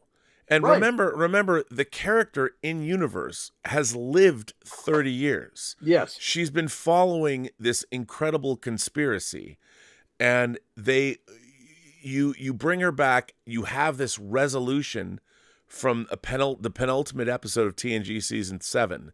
Yeah. And the series itself. And you offer this kind of a conclusion, and that she, because of this conspiracy, is lost. Right. Why wouldn't you? It gives her life and her sacrifice meaning, right? Of course. That's the story to tell. Like, what are you supposed to do? Have her show up, talk to Picard, and leave? The whole point of bringing her back in that episode this episode is to make it exciting for us, the audience. We get closure. We understand for 30 years these characters. It was a resonant, amazing, emotional moment that felt real and earned. And okay, I understand you don't like, but it is a story. People are gonna die. It's also. I just really think that, like, I think people. It's like we've just gotten really immature as a species. I know. Like we get offended by everything. We're easily offended. We're quick to judgment. We're quick to lash out. It's like, what are we, the infants? I think social media has just made us all infants. Well, I do, because we're all looking in now everything's coming to us. Yeah. When I wanted to go, entitlement of, like, and this need to get attention and stuff, right? But like, here's the thing, like Terry Matalas and his writing staff and all of his collaborators, the cast, both old and new, that work with him, all the decisions, the 10,000 decisions that they made to make the show what it was, to get all those actors to come back, Yeah. you know, and service all of them in the way the writing staff did. Right, and get every character a meaningful role in the show, right? That's how many shows do that? And then Not we hardly know, any. yeah, and it's like, and somebody, like, imagine a guy like Terry Metalis, who's, he's so nice. He's a great father. He's a good husband. He's such a sweet dude, and he's incredibly talented. I can't stress enough, you have to go back and watch 12 Monkeys. Yeah. It's so fucking good. But it's like that guy puts it all out there, and you know, it made me realize I've been bad, but I've never like tweeted something like that. Yeah. Maybe I have. But I mean, you know, it gave me pause. And this is somebody who's got a great political website that's 500,000 followers. Well, so here's the thing. Here's the thing. People. That's true, but they're also, when people build up that kind of a following, they feel like it's their responsibility to tell people how it is, right? And so they're just, and there's also, you know, I mean, you know, as someone who's on YouTube a lot, you're always in service of the algorithm. You've always got to get engagement. You've got to whatever. So there's a tendency to be very provocative just because it gets clicks. And well, yes, yes. That I think that tendency, you know, everybody bags on the media. Oh, the mainstream media is so terrible. Oh, the traditional media is so fucking terrible. Well, what's happened is it's this internet thing that the social media thing that we do has infected everything, including those publications, right? So it's like people are now trying to be more provocative, or people are writing with an agenda, or people are writing to provoke people. They're writing to get clicks because they're competing with, you know, all the mainstream media now is competing with Twitter and you know, Facebook, where everybody is acting like an idiot and an asshole all the time. And so it's kind of this, it's this vicious cycle where now we don't like that because we expect more from mainstream media, but how many people are watching or reading any of that stuff? How many people pay for any of those things? They'd rather consume stuff for free, and they always go where the you know, it's like looking at a car wreck when you're on the freeway. People go, right? They consume the worst of the content. And then they get mad when the supposedly good professional content isn't good and professional anymore, except for they were never really watching anyway. Well, and it's just, here's the thing. I don't understand, like, okay, Ro Laren's dead. She's a fictional character that I never thought I'd see again. After Deep Space Nine, we got Kira Nerys, Major Kira, and the fact that we got this, and we got that one scene between her and Picard in 10 Forward. Yeah. I mean, but see, this stuff comes in the context of people being mad that Han Solo died, people being mad that Luke died, people being right. It's like, well, hang on a second. I do want to say, I don't think they're mad that they died. They're mad that they were killed in such a stupid fashion. Right. I mean, like, Han Solo's death was moronic.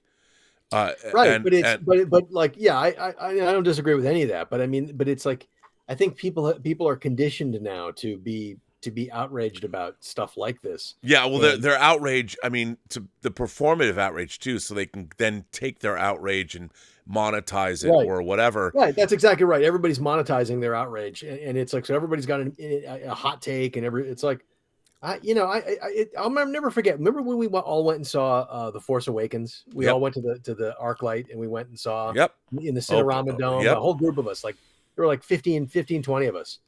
And I remember, I'll never forget walking out of that movie, all of us, and I was sitting there trying to kind of process my thoughts, you know, what I thought about it. And there was much I liked, and there was stuff I didn't like. But I remember sitting there trying to process my thoughts, and I watched people in this group look at each other like, well, what did you think?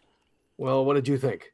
Yeah. I don't know. What did you think? Like, everybody was reluctant to be the first to say what they thought for fear that everybody else would bag on it or right. They were kind of calibrating their thoughts based on based on each other and each other's reactions. And I think that's what happens on social media is it's outrage. It's either gushing, fanaticism, or it's outrage all the time. And I know for me, walking out of that movie, I needed to think about it for a while.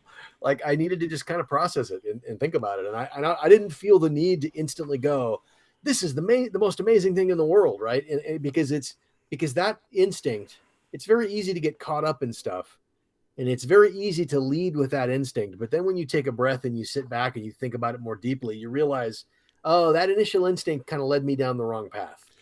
Well, I also think what people forget about all this stuff, because we don't equate, when we're watching a story, we're immersed in it. We don't think about the money, the politics, the business of getting it made. Absolutely. And so we love Star Trek, we love Star Wars, we love Game of Thrones, whatever it is we love. Lord of the Rings. But our experience as fans and viewers and consumers of the stories, right, are so far removed from what it takes to get them to our screens. Yes, 100%. And so it's like, okay, the Star Trek IP, Paramount is a company, CBS, now it's Viacom, now they're all one company. So the Star Trek IP, from a business perspective, from the perspective of the studios, they don't even care what it is. Like, when they think Star Trek, it's an hour of something called Star Trek that their customers are going to consume. Whether they're going to, it's a product. It's Star Trek entertainment product. Yeah, and like, if you were to say, well, this is not canonical.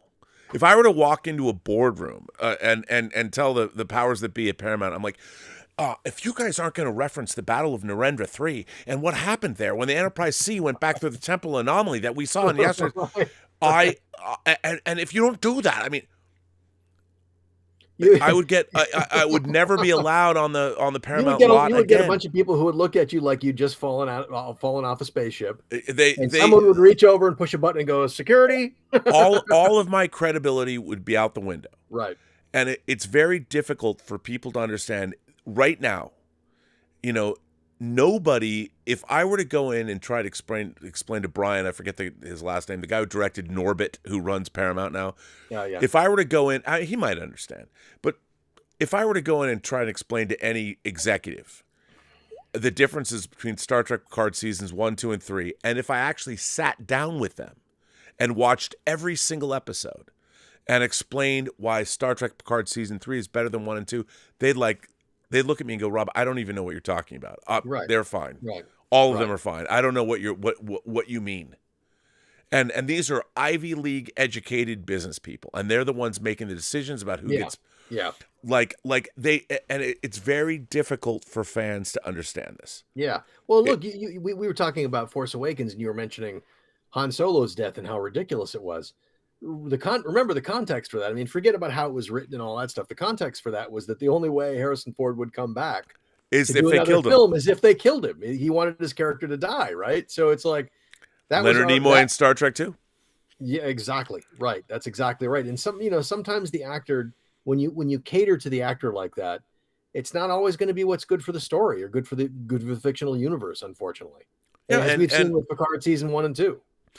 Well, that's the whole thing, and that is and I really, it's sometimes frustrating to be a YouTube pundit and understand this about the business. However, what's frustrating to me is that when there's writers on the show, like when I watch conversations in Star Trek Strange New Worlds, for instance, they could be in any TV show. Any relationship show, and it seems to me like we now have a whole generation of writers that are just writing TV trope conversations. Yeah. They're not, and when you see something great like a Breaking Bad, or you see a Better Call Saul, you're like, Vince Gilligan cut his teeth on things like X-Files. That guy has a vision. Right. And one of the things that I love about Picard season 3 is, and somebody on a tweet said, I filleted, Terry Matalas. Look, I didn't know Terry Matalas 6 months ago. I mean, I knew who he was, but I Yeah. didn't know him. See, that's And one of the things that's different now is that the audience has, because of social media, it's got direct access to the brains of these people. And everybody's got an opinion, but everybody feels absolutely entitled to get right in the face of someone and just go, vomit Yeah. whatever they think. And what I think what people don't realize is that relationship is very asymmetric, man. When you're a blogger or a pundit or a writer or a filmmaker or a creator, there's only one of you, but there might be tens of thousands or millions of people who see that thing and that you make, and all of them have got an opinion on it. They all want to give it to you, and it's like, as a human being, you can't sit here and just soak in the thoughts, the insta thoughts of millions of people. no, You can't do it. No human being can handle that. No can process that. not at all. By the way, the lovely Irene Jobson, who is now, after she was on our member call 2 weeks ago, people are madly in love with her. Irene said, "I'm really glad they're pulling a lot of these loose ends together during this season while Patrick Stewart is still able to fulfill his role." Yeah. I love it. Well, I agree, Irene. I think you're absolutely right about that. Yeah, I think there were a lot of sort of like story plots and character threads that were left unfinished, and I think it's satisfying that we're getting to at least see, if not the complete closure of some of those storylines, but we're getting to kind of reunite with them a little bit and see how they've progressed. Kevin Rubio, the man who arguably started the new fan film era with his Star Wars fan film Troops, still one of, if not the best fan film. I mean, to me, it's very funny. When I think of fan films, I think of two. I think of Ernie Fossilius' Hardware Wars, and I think of Kevin Rubio's Troops. Maybe 30 years apart, both Star Wars fan films. And the thing about Kevin Rubio's Troops that I love so much is it's not only is it a comedic fan film, but it's also canonical. like you can watch Troops and be like, that's it happened. And also, for those of you who don't know, Kevin Rubio, who made Troops, he went on to write a whole series. It was for Dark Horse, but then it was republished by Marvel. Basically the Rosencrantz and Guildenstern of the Star Wars universe in Tag and Bink. And go seek those out because they're amazing. Kevin Rubio says, "I loved Shaw calling BS on our boys saving the galaxy. It's a real chicken and the egg." I love that too. That was a great. Yeah. That's a great. It was. First of all, can we just? Todd Stashwick joined us last week for this show. Yeah. That dude. And by the way, you got to go back and watch 12 Monkeys again because he's great. It's almost. He's such an interesting actor. His line delivery and the way he puts an interesting spin on things. Todd Stashwick is a real. I'm really hoping that. When an actor does something and everyone likes it and then they become hot from that thing? Like I tweeted out, I don't know why, randomly, I said he should be in a remake of the Rockford Files. I hadn't thought of the Rockford Files and I don't know since, but I just was like, that sounds like a good idea. Jim Rockford. Yeah, he's perfect with that. I love him in this particular episode of Picard. I love that after having just, gotten out of the scrape in the nebula, right? And they're finally out and look, Picard and Riker got them out. They all kind of helped to get out, but they also got them in there. And, Riker gives him back the command of the ship and he's like, "Thank you very much." And now it just so happens that I've already called Starfleet. I've already called Starfleet until it's so and that's get your exactly what story together. and I love, there's a moment in this episode where Riker goes, "Captain Shaw, Liam." like I'm going to use your first name because we're now and it's just so like he's trying to and Shaw is so not going to ever be. I'm not impressed, guys. No, what I love is when the reinforcement Starfleet shows up and the Intrepid arrives and then things go down the way they go down, the look on his face is like, "Oh shit." Right? Because suddenly they're on the run from everybody. But what's great is in that moment, Picard appeals to him and says, "Listen, you got to believe me." And he doesn't want to believe, but he does, because he's good enough to see with the evidence of his own eyes, oh, we're in trouble here. Yeah, and also I love I love the moment where Seven says, "Listen, our crew's already on that ship. If we engage with them, we're going after our own crew. We're gonna kill our own people." And it's so funny because the very thing that Shaw did not. Oh, we're not going to crash any ships. We're not going to blow anything up. We're not going to. I love the fact that Riker and Picard have made Liam Shaw front and center of the last thing in the world he ever wanted to be involved with. Was wow, the Titan is now the tip of the spear, to coin a phrase, to the tip of the spear to at this grand conspiracy. Right. And literally the entire galaxy is after them. And, But yet he, he reluctantly rises to the challenge. He does kind of rise to the challenge. He keeps doing it. But he's such an interesting character. Terry, I saw somebody on Twitter post a picture. There's an effect shot, and Terry responded. I'd never talked to him about this before, so his response was news to me. But when the damaged Intrepid with the burning, the plasma coming out of the warp nacelle, rises back up and is able to turn and that is a and they linger on that effect shot. Yeah, they do. And you know what it reminded me of? And it moves like a capital ship should move. It doesn't just go, it rises. It's and it reminds me of when the Enterprise rises up in Wrath of Khan behind dude, it's right? totally it does have that total look. Fucking great. And it's a really ominous shot. And the nacelle is bleeding, sparking plasma, and yet it's it's so good, man. It's really so good. I loved it. I mean, I love starship pornography. It's my favorite pornography. I know. And what a great ship. I mean, the Intrepid design it's a cool design. It's so cool with it doesn't have a secondary hull. It's just got that pod, whatever. The sensor pod. The sensor pod's great. Love it. It's so look, and it's got the same kind of a saucer section. Here's another thing. Can I just fans out there? Why is everyone going, well, this design, it's not, doesn't look like, I mean, it's like they're spaceships. I mean, to be honest, I never liked this spoon design that they came up with Voyager. Yeah. And the Enterprise E. I'm telling you, Star Trek is about saucers, man. Even if they're cut in, give me a saucer.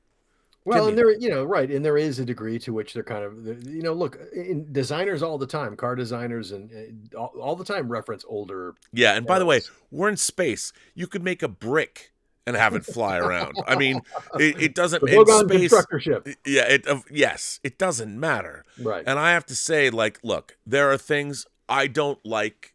Curved nacelle pylons. That makes no sense. Why would you? Because you've got plasma conduits and all that. Looks cool though. I really love the Titan. And you know what? You know why I love the Titan more than ever? Because it earns your love. When you're seeing it tumble end over end in that nebula, you're like, oh man. Yeah. The Titan, like the Enterprise before her, the Titan becomes somebody you love. You love her because she kicks ass. And that last shot, when the Titan is and the Intrepid has fired its torpedoes and the torpedoes are left come on. Yeah. I was like, stuff. That's some real starship pornography right there. You let the torpedoes almost just the tip go to warp. I love that shit. Love it. Joe Panora says, I don't know if it's great writing, waiting nearly 20 years for good Trek, or both every week. Terry is hitting me in the feels. Those visions gotta be the prophets or the wraiths. I don't know. Do you think that Jack Crusher's visions are wraiths? Because you don't know. Who knows? I don't know. That's the thing is I've been surprised by everything I've seen so far this season. And luckily I had the benefit of seeing Ro, the 6 episodes. Yeah, me too. And by the way, I didn't sit and linger and I love that it wasn't spoiled. I love that they somehow kept that secret. The production kept that secret, and I love that even when the press saw all 6 episodes or more episodes, the secrets are still holding. I love that. I love the fact that people are like, this is too good. I'm not going to be the one to ruin this for people. No, me too. And I there and there's so much. I mean, what I love about this show is it just keeps going like this. Yeah. And it keeps going like that. And I really, really, really want to. I mean, I wish I could be a fly on the wall at Paramount and see just to know what those numbers are. What are the subscriber numbers like? What are the streaming numbers? Is this season bringing in a lot more views or more people watching? Well, I mean, ultimately, that's all that really matters. Yeah, I mean, and it's that's what's hard going to decide this stuff. It's hard to explain to people, again, 6 months ago, I didn't know who Terry Matalas was. But having interacted with him, he's the kind of creator. I mean, I don't care. He worked on Escape to Witch Mountain. And, that was another perennial when I was a kid. I don't think he has the connections. He's younger than me, but the connection to it that I did. And I was always joking, are you going to have the Winnebago, dude? You got to have the Winnebago. And I don't know if he really understood that I was kidding because he didn't know me that well. But I'm like, dude, get the helicopter that goes upside down and Christopher Lee and Betty Davis, whatever. By the way, Christopher Lee and Betty Davis. I mean, a movie that's got Christopher Lee and Betty Davis as villains. Dude, come on now. So good. Come on. Yeah. I mean, Disney's making Watcher in the Woods with Betty Davis. They're doing Return to Witch Mountain with Betty Davis. It was incredible. Yeah. But here's the thing. And to me, if I'm Alex Kurtzman, I'm like, okay, clearly you've connected. But again, it's if you are Alex Kurtzman, from a business perspective, I totally respect where he's coming from. This is my thing. Secret Hideout has been in charge of this franchise for 6 years. Yeah. We've spent hundreds of millions of dollars of Paramount's money. Yeah, I am curious what the thinking, what people are thinking inside Secret Hideout. Are they looking at this and are they admiring it? Are they going, oh wow, this is interesting. We can. Well, he's got his name on it, but everybody in Hollywood, they want to put their imprimatur on it, whatever. Right. But I would think that the team, here's what I don't understand. Mike McMahon, who's doing Lower Decks, he's Rick and Morty and Star Trek fans. Star Trek, he was doing the TNG Season 8 Twitter stream. That guy gets his Lower Deck show, and it's fine. It's not my thing, but it's fine. I appreciate the work that's gone into it. Yeah. Everyone's given it their all, but I'm like, if he can get a show, if he can get Terry Matalas a show, why not do that? And I will say this as someone who has seen all of it. When you get to the end of this series, the one thing you're going to think to yourself is, we're getting a new show, right? Everyone's going to everyone is going to think that. And maybe like the Pike series, that'll happen.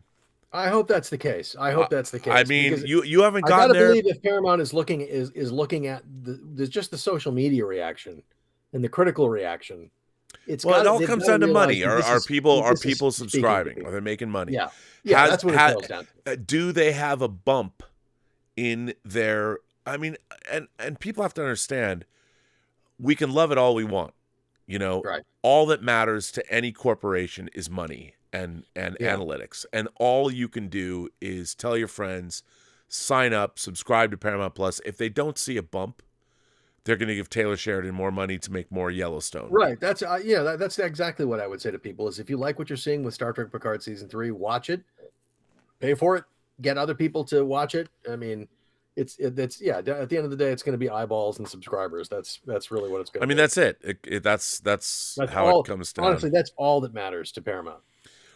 Anthony Peterson says, I want Matalas to do a Star Trek series with Captain Shaw. I think we all do. I mean, my God, why not? It'd be great. I'd watch that. And having, talked to Todd Stashwick and I saw him in person. We saw him in person at the premiere. We did, yeah. He's just an amazing guy. It's funny. He remembered me from meeting him 10 years ago when I was directing episodes of Femme Fatales.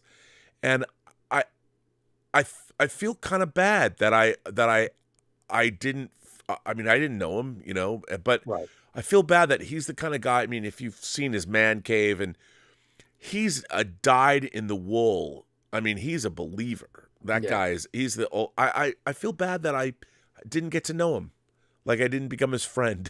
Well, I don't feel that way about a lot of celebrities. Those opportunities are there now, right? Like, yeah. Be in touch with these people and to get to know who they are and to see their work. It's like I got an enormous amount of respect for what Terry and these guys have pulled off. I mean, to do it in the climate that they've had to do it, following what they've had to follow, and in the limited amount of time that they had to do this. This season of Star Trek to me feels like a little bit of a miracle, man. I mean, I hope we get more. But it's like it's extraordinary to me what they pulled off in the time they pulled off with the resources they pulled off under the watchful eye of the people who are watching. It's extraordinary to me. Me too, and I hope they get to continue. Yeah, amen. Lava 1701 says, "Hey Rob, I'm starting to read the Trek relaunch post-Nemesis novels, starting with the 2-part Avatar series. Do you know of a comprehensive list of what order to read the novels in? There is so many." There is a chart. I don't know what it's called, but there is a chart that somebody compiled of how to read all the books. There's a lot of them. Yeah. It's very gratifying. Yeah, there. In fact, the interesting thing is that there for a while, Pocket Books was doing official continuations of a lot of the series. Like I was big into the Enterprise relaunch series that started with The Good That Men Do by Andy Mangels and Michael Martin. I mean, there was that whole. I mean, as an Enterprise fan, I loved every one of those, and there's like 9 of them, I think. Yeah, There's a Deep Space Nine continuation. There's a Voyager continuation. Well, it's all the Star Trek Litverse. It's 20 years, and they really did a great. And they're all entangled, and they're all part of an official Litverse continuity, right? So really great. All of it ties into everything else. It's great. It's so well done, and even though he's pissed at me, I give a lot of credit to John Van Sitters, who used to run the merchandising and everything, and now he's in charge of brand management for the whole brand. But I got to know him a little bit 10 years ago working on the Blu-rays, and he really, I credit him for creating that Litverse. I mean, he did a tremendous job. Yeah. I just wish the Litverse was, it's kind of stopped, hasn't it? Well, here's the thing. It came to an end a few years ago. Well, last year with Star Trek Coda, because, and again, Star Trek Picard, the Litverse, because it was an extension of everything that happened, and they hadn't made a show that came after Nemesis. So they had to write a series called Star Trek Coda, which, by the way, is basically Star Trek's Crisis on Infinite Earths. It's an amazing series. I dearly loved it. David Mack wrote the final book. Yeah. Where they destroyed the Litverse. Because they, and here's something that really, 20 years, I mean, I know books don't matter. The Star Trek book literary continuity, but for me as a kid, I mean, when I was a kid, I found Spock Must Die in my elementary school library. The James Blish, it's the second Star Trek novel. Mission to Eratos was really the first. And I read Spock Must Die. And I, as a child, did not delineate between the TV shows and that novel. And then I found Spock Messiah, and then all the Bantam novels. The Price of the Phoenix and the Fate of the Phoenix. By Sandra Marshak and Myrna Colbreth. When I went to Camp Orkyla, summer camp, in 1976, on Orcas Island, YMCA's Camp Orkyla, my mom packed in my luggage Star Trek New Voyages, which was a officially published Star Trek book of all fan fiction. And that fan fiction was compiled by Sandra Marshak and Myrna Colbreth, who later went on to write The Price of the Phoenix and The Fate of the Phoenix, and then they wrote Triangle, which is one of the craziest Star Trek novels ever for Pocket. But those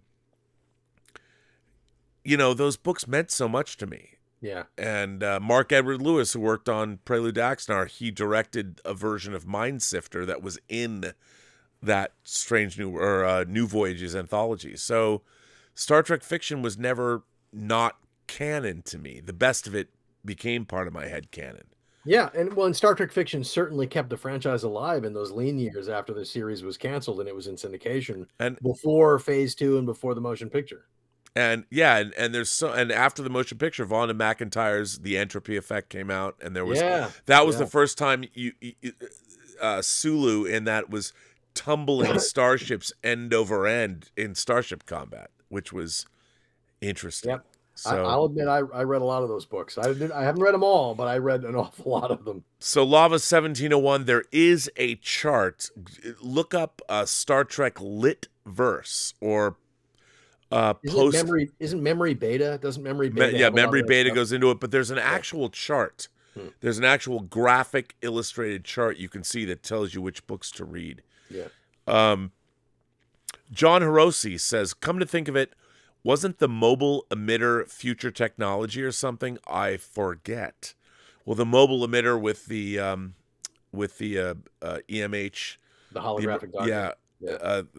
I think that maybe it was that new. It might have been. I don't remember exactly the technology. They created it like the Delta Flyer on Voyager, but yeah, I don't know. P.F. Daniels gifted 10 memberships to the channel. To this channel. Thank you, P.F. Daniels. And I hope the people that, for those of you who don't know, every other Saturday we have a membership call where it sometimes lasts for hours, where all the members can come and I'm here and we just all hang out and chat. And that happens on Saturdays, every other Saturday. So those of you who are gifted members by P.F. Daniels, memberships, join us. As the Evil Dead would say, like Evil Dead Rise, join us. Vincent Rassa says, this series, a $20 super chat. Thank you, Vincent. This series just gets better and better. Thanks for having this after show. Well, Vincent, I'm glad you like it. I think it does get better and better. I want to give a shout out, first of all, to Bill Hunt for doing this, my old friend Bill, and we've known each other for a long time. I also want to thank Jason Spriggs, Mr. Raygun. Find him online, Mr. Raygun. He's done the graphics for these. He's done unique graphics for every episode. Oh, nice. They've been terrific. And he's done graphics for my Prisoner after show, my Squid Game after shows that I did with Az, but I asked him to do this, and I really, we're talking about the rebranding of the channel. I love his. Jason says that these graphics he thinks they're too busy, but I think there's something really cool about them. I really like them. So Jason Spriggs and his lady, I think he's an incredibly talented graphic designer, and he collects vintage ray guns. Oh, and nice. he has ray guns from every movie, whether it's or TV show Star Trek, whether it's Rick Deckard's gun from Blade Runner. I've got one of those myself. He was doing and it's amazing. He was doing a very sort of a pinup girl cheesecake coffee table book with girls dressed up with ray guns and awesome.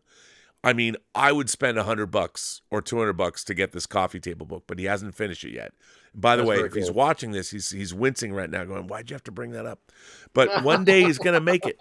One day he's gonna make it. So, Jason Spriggs, thank you for doing these graphics.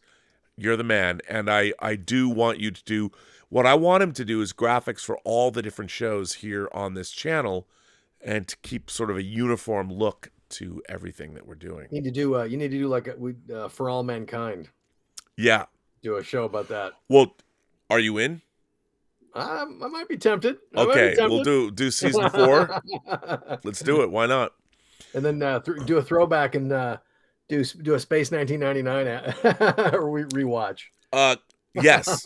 Oh my God. We should totally do a Space 1999. Didn't you do it? You did a Prisoner one, didn't you? Yeah. I've got all We should totally do a Space 1999 rewatch show. Oh my God. Well, you know what's funny? I mean, you can't really And by the way, UFO has to be like, in there too, because that's essentially right. Like Well, theoretically, we'd have to do UFO first. we'd have to do UFO first. Yeah. And Well, then we should. could sit there and promote our UFO show that they should let us show run. I mean, like Bill Hunt and I, we came up with a UFO series idea that they should let us do. I mean, they really should. ITV should let us do a UFO show, and our idea was best. It was cool. It was pretty cool. It was We fun. should- I mean, like brainstorming this stuff is Our is Bible a lot was of fun. good. Our characters were good. Yeah. But I have to say, Zach Stentz, who wrote Agent Cody Banks, co-wrote it. My good friend Zach. Yep. Even he said, he's like, I think you guys leaned too heavily on the original show, and I'm like, no, the original show is our backstory. We're not. It happened. Like, it's a continuation. Yeah. It's not a reboot. Reboots suck. You got to go back and like rebooting. No. Very, very rarely do reboots work. They don't I work. would say it worked phenomenally well with Battlestar Galactica, but I think, and I would also argue that the Lost in Space reboot that was on Netflix was Terrific. I love really that show. surprisingly good. Surprisingly good. Really, really That- good. Yeah, Not perfect, but really, really good. no, but way better than it had any damn right to be. I mean, those episodes were fun to watch, and fun to watch with. You could watch them with your family and stuff, and they were fun. I enjoyed it. Yeah. Christopher May says, who is Chancellor Roll that Picard mentioned to Ro Laren? Is that someone we are supposed to already know? That's something that has stuck with me. I don't recognize that name, but I have to ask Terry about that. I'm not sure. I wonder if there's a reference that we don't know about. Yeah. It's interesting. Darren L. from Minnesota says, Ro effin' Laren? Michelle Forbes? I cried.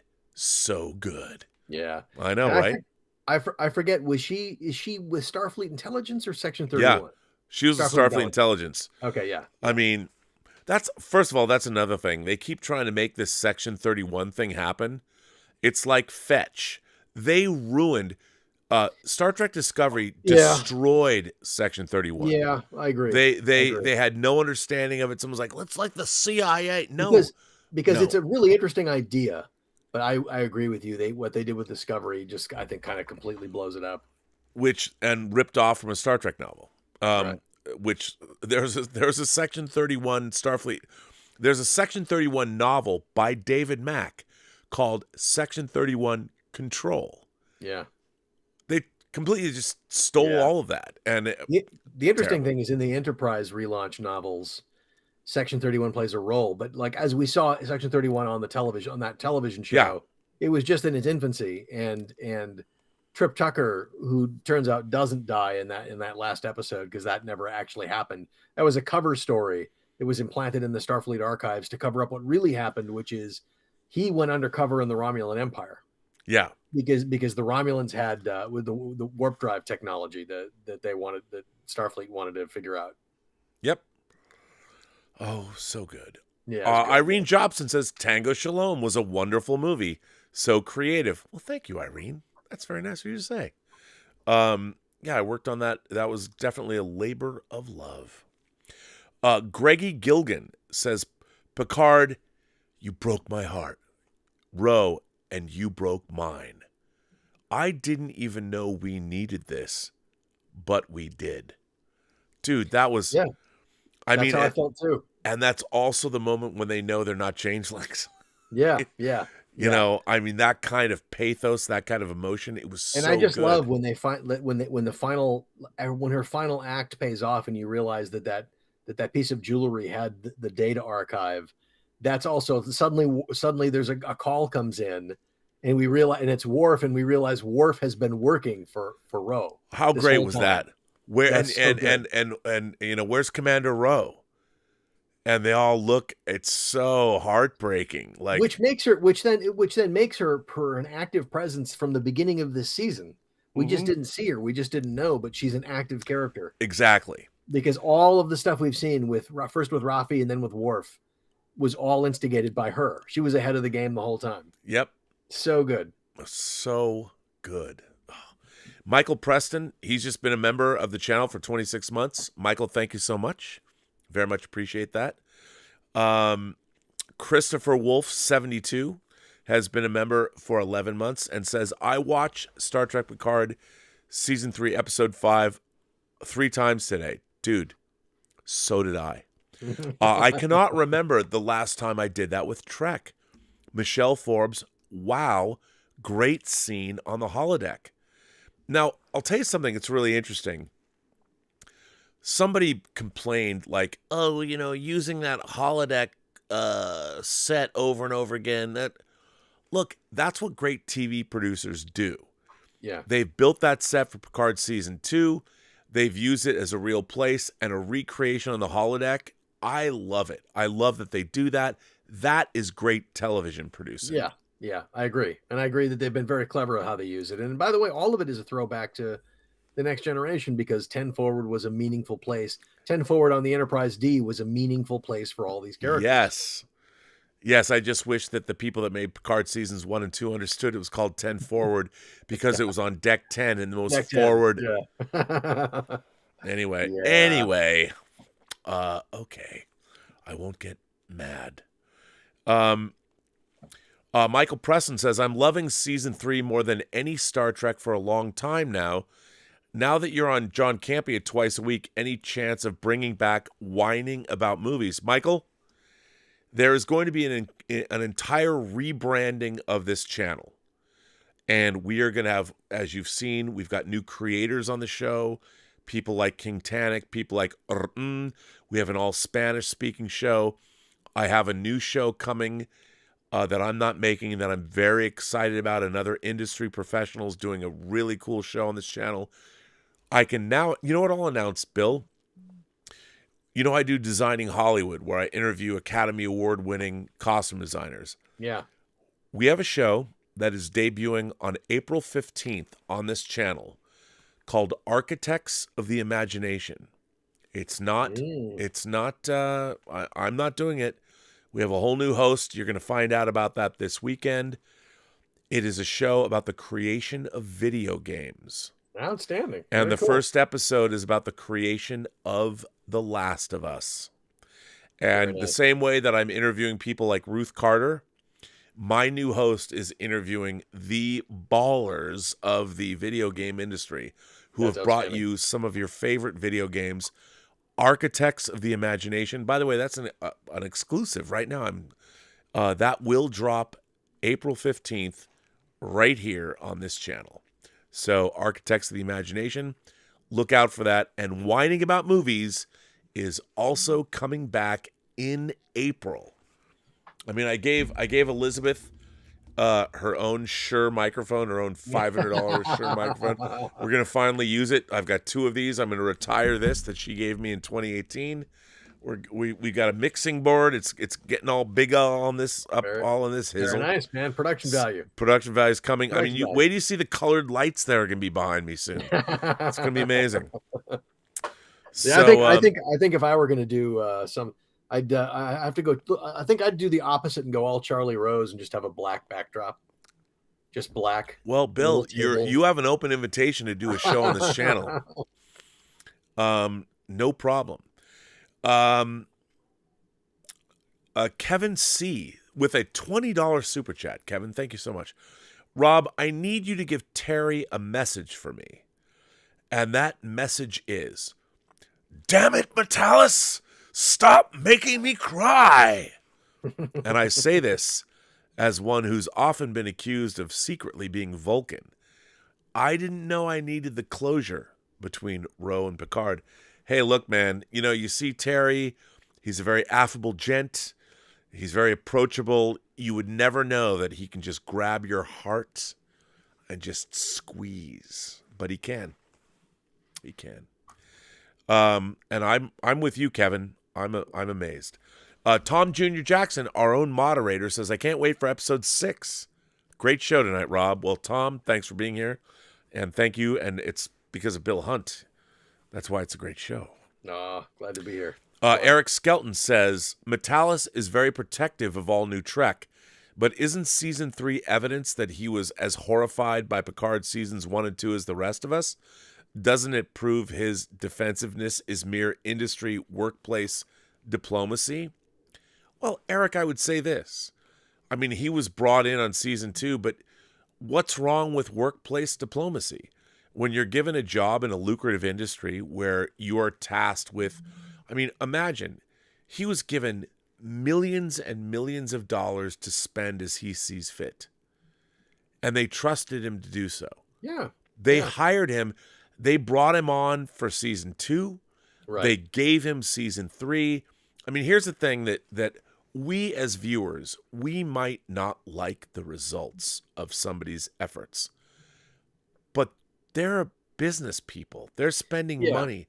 You can't, I mean, it's hard. Nobody does this. Nobody creates content with malice in their mind. No. But I think what happens is fans tend to watch content with malice on their minds, or with perceived malice on their minds, or the opposite, right? Or, like that they just love what they're doing. But look, the people that are making modern Star Trek they're not setting out to make Star Trek that's going to drive you crazy. They're not. It just, there are things for different tastes, and clearly they have a sort of a different sensibility, and there are lots of reasons why we necessarily don't connect with it. But nobody's got malice on their mind when they create this, and I think it's wrong to suggest otherwise. I think there are too many fans that get really worked up and really mad about this stuff. Well, and look, they assume that they're deliberately being antagonized or provoked, and that's not how the industry works. No, but I will say this though. I will say there's a lot of people that on paper, a corporation should hire them, and they don't always have the best interests of the look. When you get a platform, you can use that platform in many different ways. Right. Now, we would hope as fans that, gosh, if I got to work on my favorite franchise, I would bring all of my knowledge to bear on that franchise. Yeah. Unfortunately, there's all kinds of politicking that goes on, and there's a lot of people that don't love the franchises they're working on, but they got the job, so they have to keep it. Yeah. And then they want to use their platform for their own political reasons or whatever. And what we're seeing is we're seeing a lot of that. Yeah. And there's a lot of what my favorite term I heard was fraudulent creation. And I get that, but you have to understand that that's part of the world that we live in. Not only is it part of the world, I mean, none of the content that we love that comes out today, like the things that are being made today that we all love, that stuff happens because someone figured out how to survive in that corporate environment or in that political environment, or figured out how to just stay out of the way, how to avoid the minefield, how to avoid stepping on the mines, how to avoid pissing anyone off. Someone, or just to have the strength and fortitude to deal with the PS that is so rampant in this industry. Like that's the good stuff doesn't happen by accident, man. It really doesn't. No, lots of bad stuff happens by accident, but the good stuff doesn't happen by accident. And I'll tell you something. I mean, it's really interesting to me because, when you meet Terry, he's such a nice guy. Mm-hmm. And when I first met him in the real world, I recognized him. I was literally at the turnstile at the Hollywood Bowl going to see John Williams. And I saw him in front of me. It was so crazy. And he was there with his son, who I think is 9, buying John Williams merch. And when I went through the turnstile, I went up to him and introduced myself. And his son was wearing a T-shirt from my previous John Williams concert. So they had already gone there before. I mean, the guy is a mensch.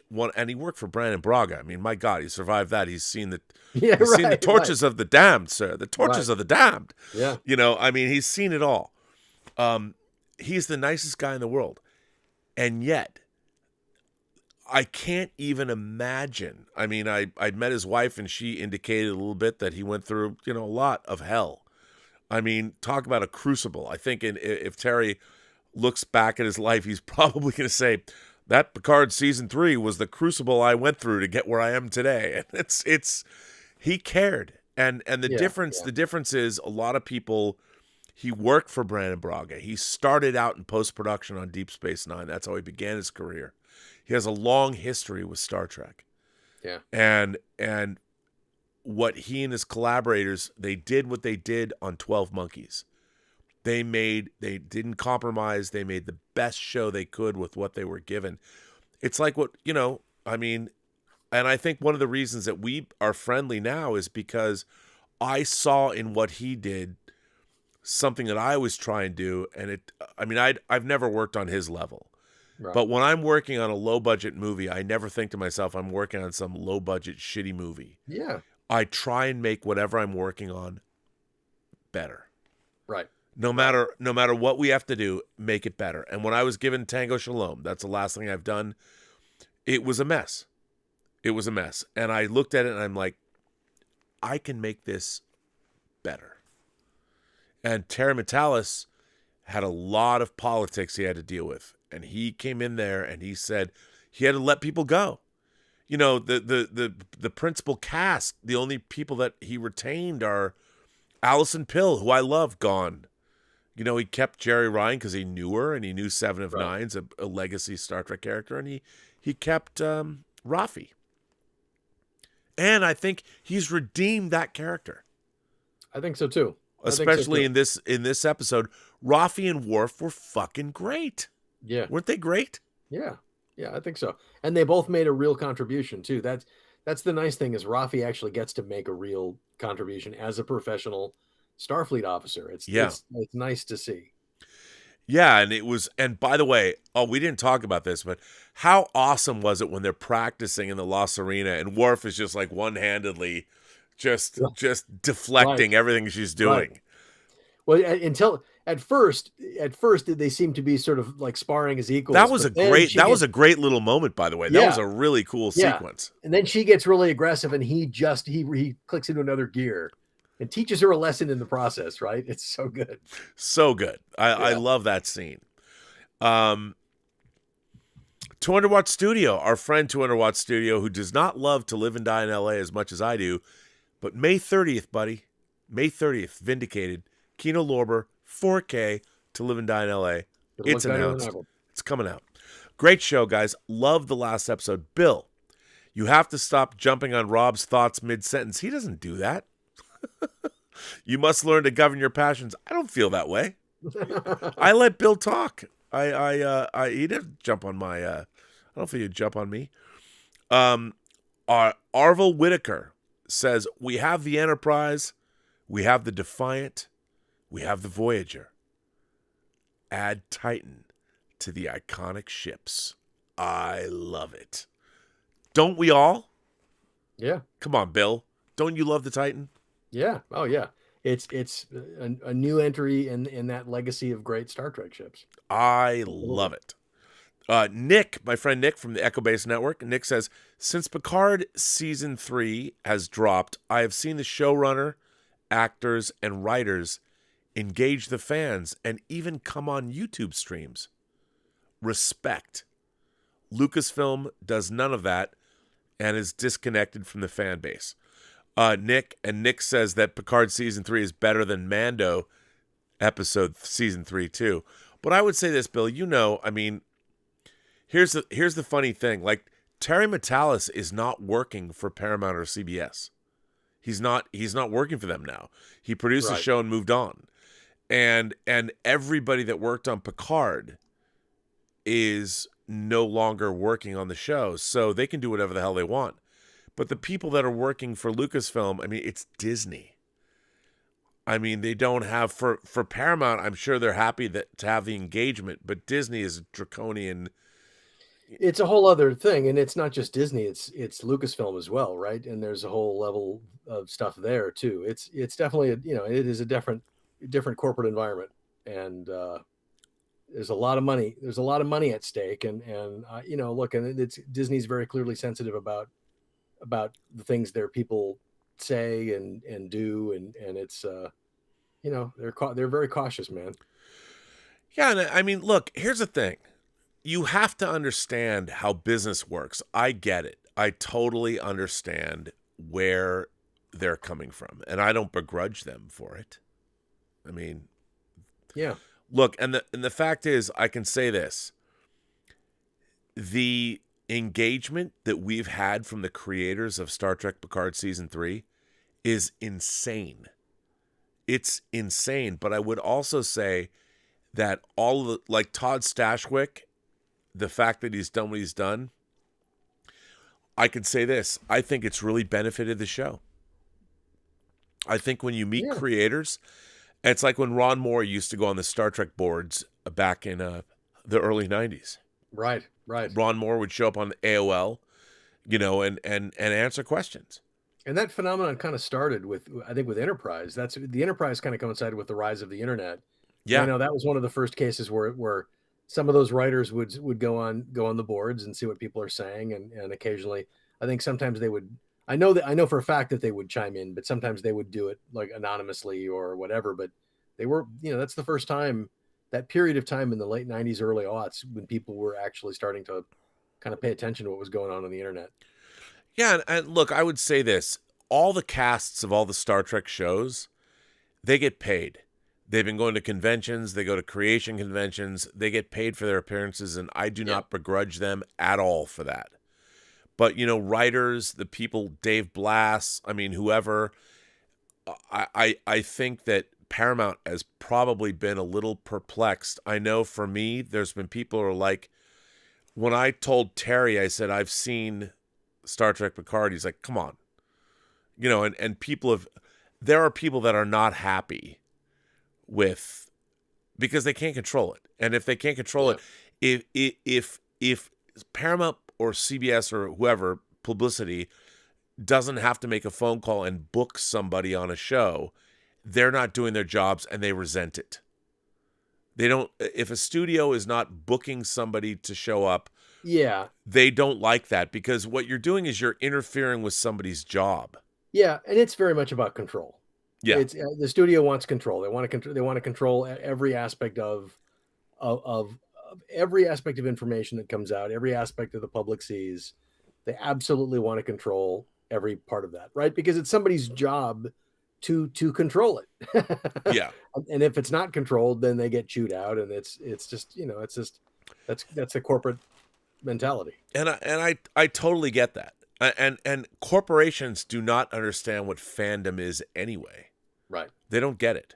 And so this, even me doing this show, they're like, by the way, within the hallowed halls of Hollywood, I'm laughed at. The fact that, come on, if you want to make movies, but you're still on the internet talking to fans, like there's no understanding of that. And maybe they're right, because my career is what it is, but I'm having more fun than they are. Let me just flip that around, because I think what's going to happen, I think what's happening is, I think the content that's on the internet, that's being created on YouTube, and that's being created by people online just organically that are putting stuff out into the world, is more compelling than a lot of what's being made professionally. Oh, I completely agree. And I think the way the economics are going, I think, look, network TV is a joke. Network TV is broadcast television is going away. I know people who watch way more YouTube than they watch television. Well, it's like people wonder, like the Joe Rogan podcast. Yeah. He's completely destroyed mainstream news media, because he'll bring on people and talk to them for 3 hours. Yeah. Mainstream, our entertainment ecosystem is in completely in flux, and everyone's trying to figure out, how do we monetize it? How do we make, like, look, you and I, this show has now been going on for almost 2.5 hours. Now, it's free. Right. If people choose to donate to us and ask questions and all that, that's terrific. Right. But, and then YouTube will stick ads in this show. They're not paying us to do this. We decided to do this. Right. People are monetizing it or whatever. And I had a guy make me graphics for free. Jason Spriggs made me these graphics for free. Pretty cool. Added production value to the show. I've had to get cameras. You have a camera. We have all this stuff. We are making content that network television would cost them tens of thousands of dollars to do. Right. And I think that's perplexing. And you and I, in doing the show, I've been a Star Trek fan since I was 5 years old. I can opine on any, whether it's movies, TV, comics, books, model kits, action figures, whatever you want to know, I could tell you about the Star Trek franchise. By the way, more so than anyone who has ever worked on any aspect of a Star Trek show. I know more about Star Trek than they do. Now, here's the thing. I'm not saying I'm a better writer than they are. I'm just talking about knowledge of the franchise. Yeah. The problem is that doesn't make me a better writer of a story. It just makes me knowledgeable about a franchise. And I was a Star Trek consultant, 30 years ago almost for Viacom. And look, you, Bill, you're the Wall Street Journal of Physical Media, all that stuff. I mean, the fact is, it's still a $6 billion a year industry. Yeah. And are the studios coming to you with a bunch of money, paying you as a consultant? No, but the interesting thing is, I just think when you look at the tools, look, cameras and editing technology are cheaper than ever. Software that can do extraordinary special effects is getting cheaper than ever, and a lot of it's open and available to anyone. Now you add in AI algorithm-driven software, neural network software, stable diffusion that can create imagery just by extraordinary imagery just by typing in like a description, and AI generators that can create text and voice simulators. This technology is growing so quickly. I think the inevitable result of this is I don't know that there's going to be a real there's no doubt that like networks and streamers and studios will still continue to exist. But I maintain that sooner or later, people are going to start creating dramatic content and putting it out into the world on YouTube. And they're going to be making just as much money as some of these big blockbuster films. And because their audience is going to grow organically, and they're going to be doing original stuff.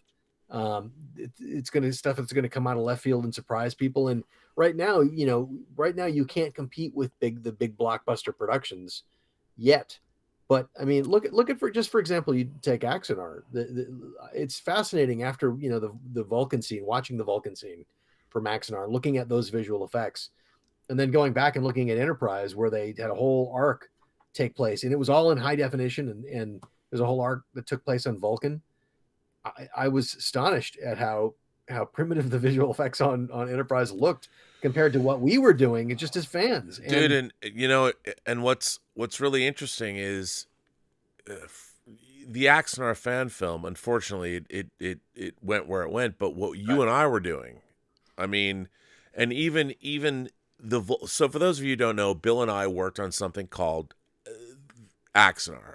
Prelude to Axanar is a fan film that I edited, but Bill and I did the Vulcan scene, which was the only scene ever to be made for the Axanar feature film that I was going to direct and we had written. Bill wrote the screenplay.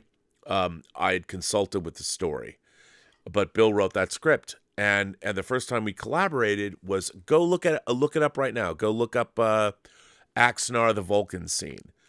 It says that Alec Peters co-wrote it. He didn't write any of it. Bill wrote it. He took my script that I didn't like, and I didn't like my script, so I called you, and I said, I don't like this.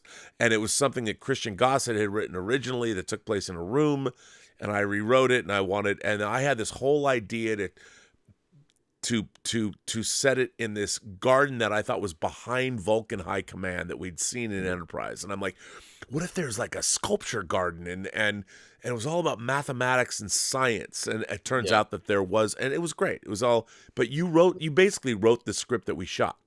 Well, and the interesting thing about that is that we, how much money did the Vulcan scene all in visual? Okay, here's how much money did we spend on that? Alec Peters keeps upping the how much it cost. I think that entire day, all of it, all in, was $13,000. Right.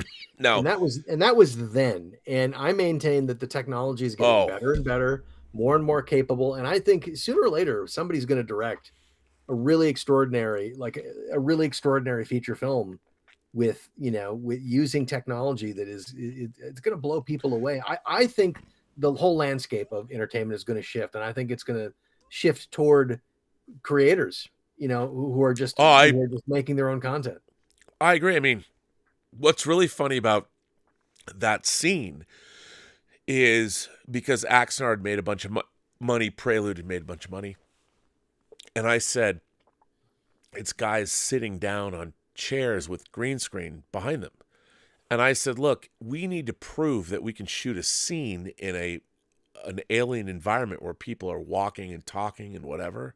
Mm-hmm. And so I said, let's do this. When I assumed the director's reins, which, you know, it never happened, but we shot that in an afternoon. I mean, in the morning and afternoon with one 20-foot, a 20 by, meaning a 20-foot by 20-foot green screen that we had on the back of a truck. And because we didn't have the money to do and I charted the sun. I talked to Tobias Richter. I said, the sun was illuminating the scene, and we followed the sun, and we shot all of our coverage was in our parking lot.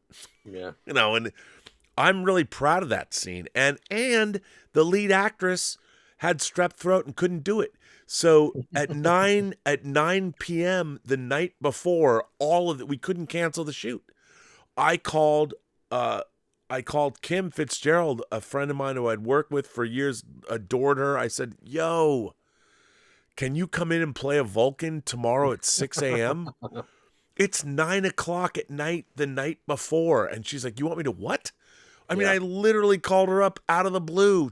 I'm like, my lead actress, she's gone, you know, and she's like, I don't even, a Vulcan? Like, you're going to have makeup. And she's like, what? And she shows up. And I think she acquitted herself admirably. And I was like, can we shave your eyebrows? She's like, I'm not shaving my eyebrows for a fan film, proof of concept, whatever. But I'll tell you something. I mean, everything that went into that 3.5 minutes, come on. Yeah, very proud of it.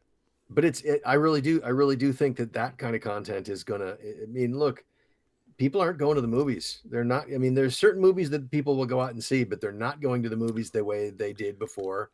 Well, and also streaming content is not making the money the studios are hoping for.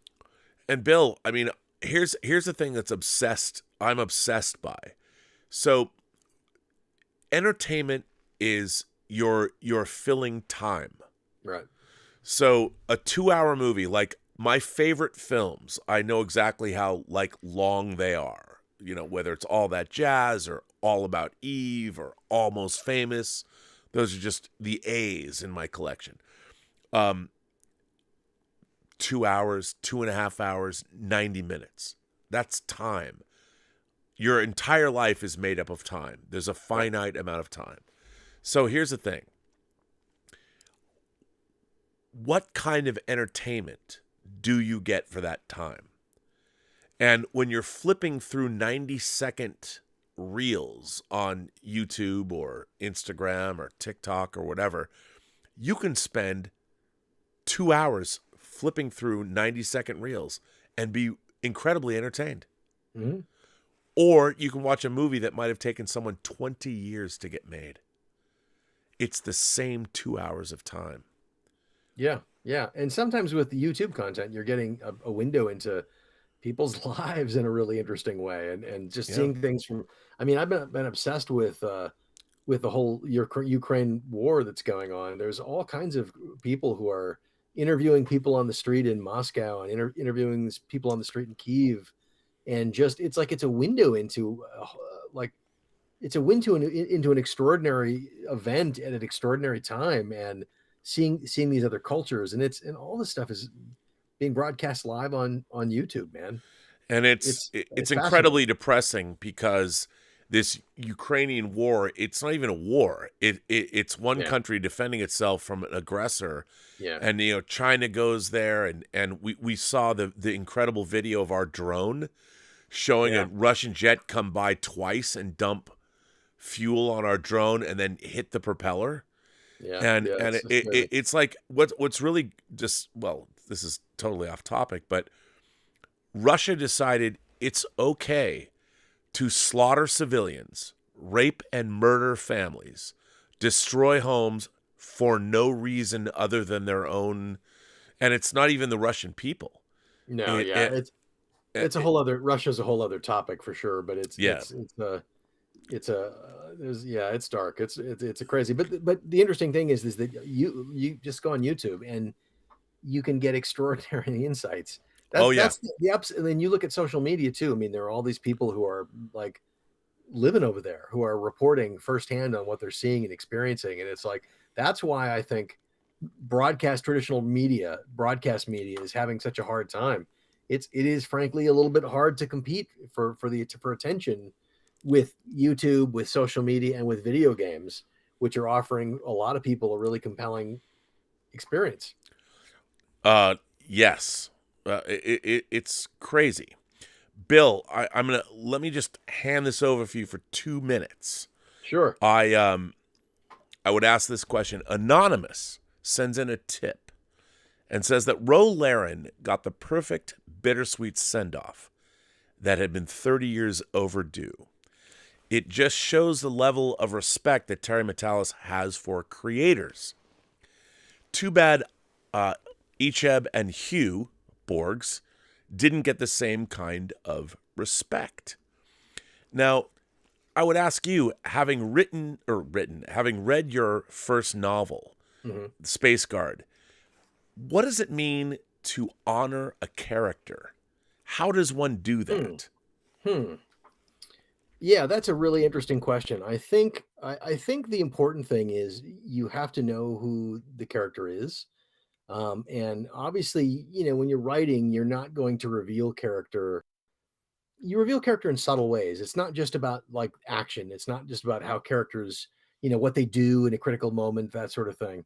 You reveal characters in subtle ways. And I think the best characters, you can keep revealing things about them over time, right? And so people become, really dimensional and sort of flesh and blood characters. And I think to honor a character in a situation like Picard season 3 with Ro, where the character ultimately dies, I think if the sacrifice honors what the character stands for and honors what the character believes in, and if that sacrifice, I think, is meaningful to the other characters in the story, like, obviously what Ensign Ro does in this episode is meaningful to Picard. I mean, she gives Picard and Riker and the crew of the Titan the information they need to carry on and to dig into this conspiracy and to figure out what's going on and to try to find a way to proceed. And so I think honoring a character is just about once you create a character and you sort of establish who this person is and what the character stands for, you want to show over time that character growing, and that character continuing to be a dimensional and fully realized person. And I think, look, what do we all want in our lives? People want meaning. We want meaning. I think people want to believe in something. They want to contribute to something. And I think people want to be part of something that's bigger than they are. Right. And so I think it's important to show a character acting in a way that is true to what they believe and is true to who they are. Or if it's different because that character has had an experience in life that has changed them and has pushed them kind of in a new direction. But I think there's nothing. I think sacrificing a character. I mean, look, the reality is in the real world, people die, and I think what we all want is we want those things. We want all our lives. We want our activities. We want our sacrifice, whatever it might be, to have meant something, to be meaningful. And I think if you can do that, and I think the Rose death in this episode does that, right?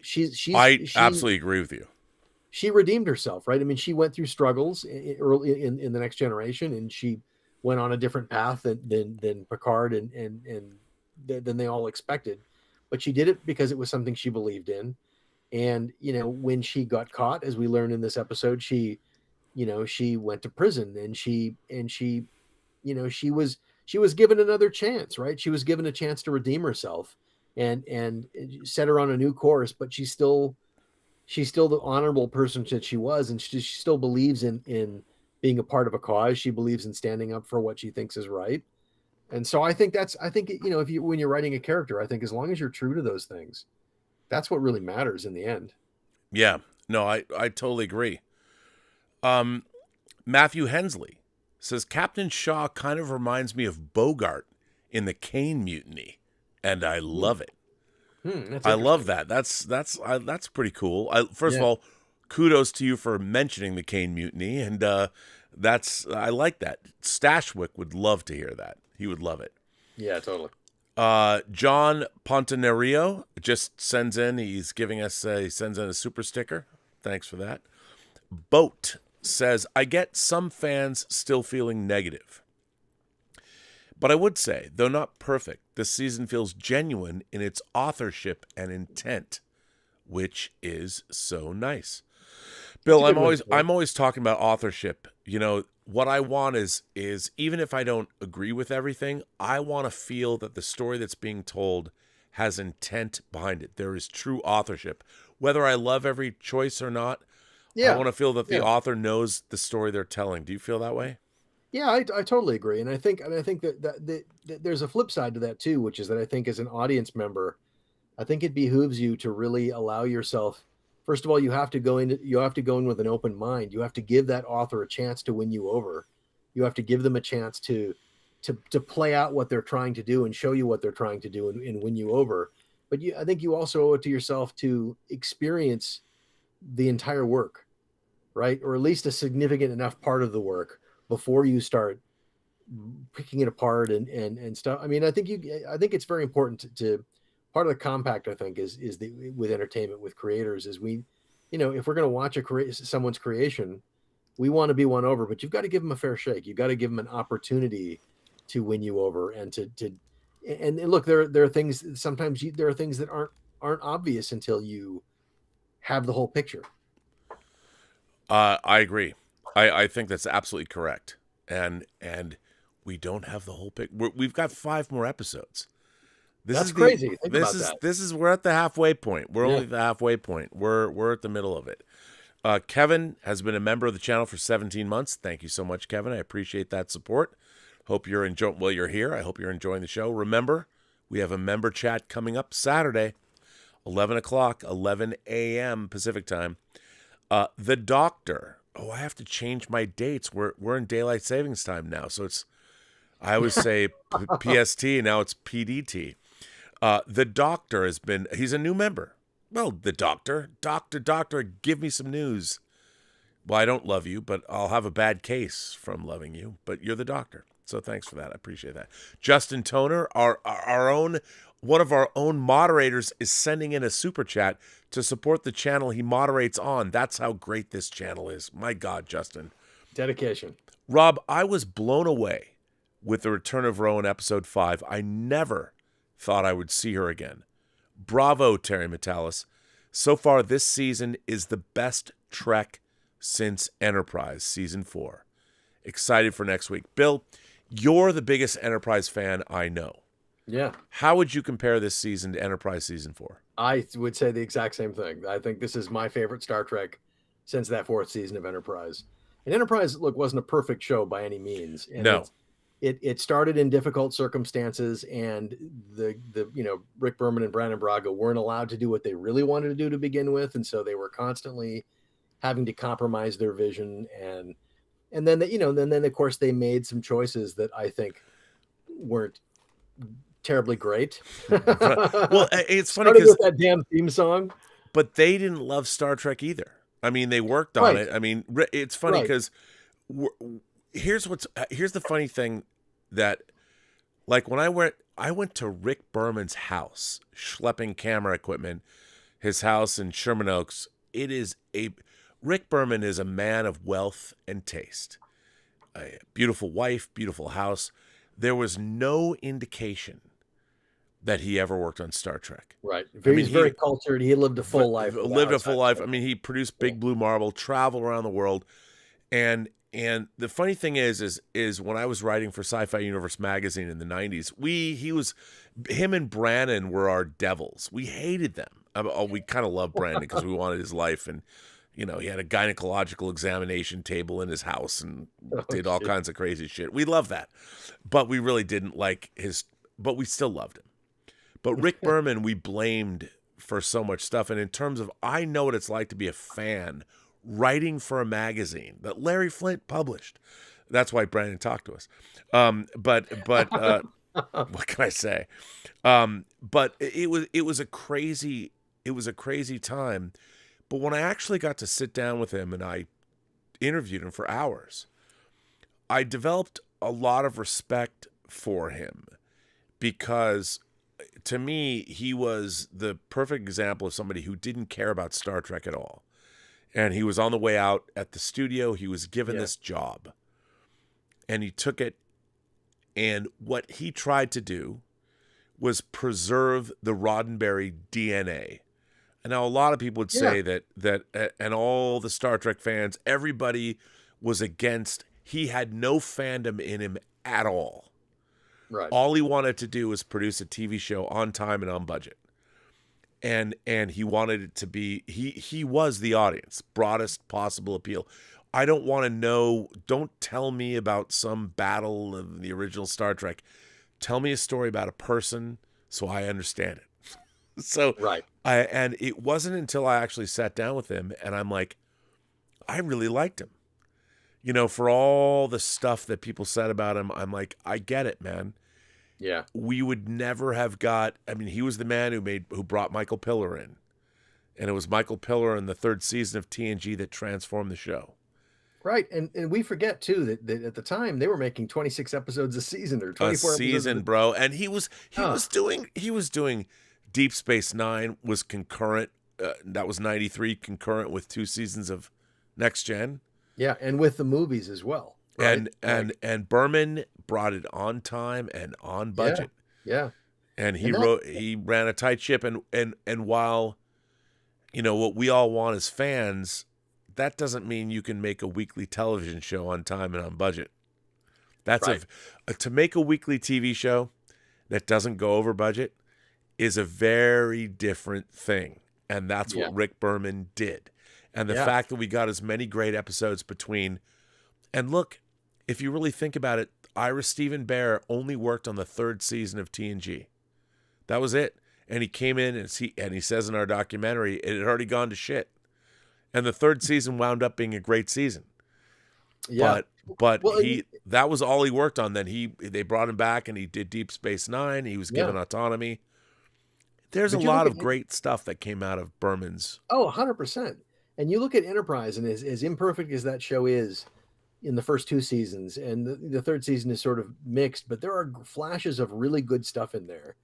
And that last season of Enterprise, minus the space Nazis at the beginning, and minus that final episode, which was just abominable, that is one of my favorite all-time seasons of Star Trek, because it was finally starting to build toward the original series and the Federation. It was finally really embracing its position as a prequel to the original Star Trek. And man, there's some and when Manny Koto came on, it's such a shame that show didn't get to continue, because I think if that show had continued to 7 seasons, Enterprise would be a show that everybody today loves. And you know, it's funny, Brandon and Rick, when we were interviewing them, and you can see what's really interesting is, look, why not pimp my own work? Roger Lay Jr. and I did the Next Generation and Enterprise Blu-rays. Yeah. It was just him and I and Chris Edwards. We worked our asses off way above and beyond. The conversation that's on the Enterprise disc of Rick Berman and Brannon just talking to each other. Oh my God, yes. I mean, and that came out of something I did for Valley Girl with Greg Carson and Dave Parker back in 2003.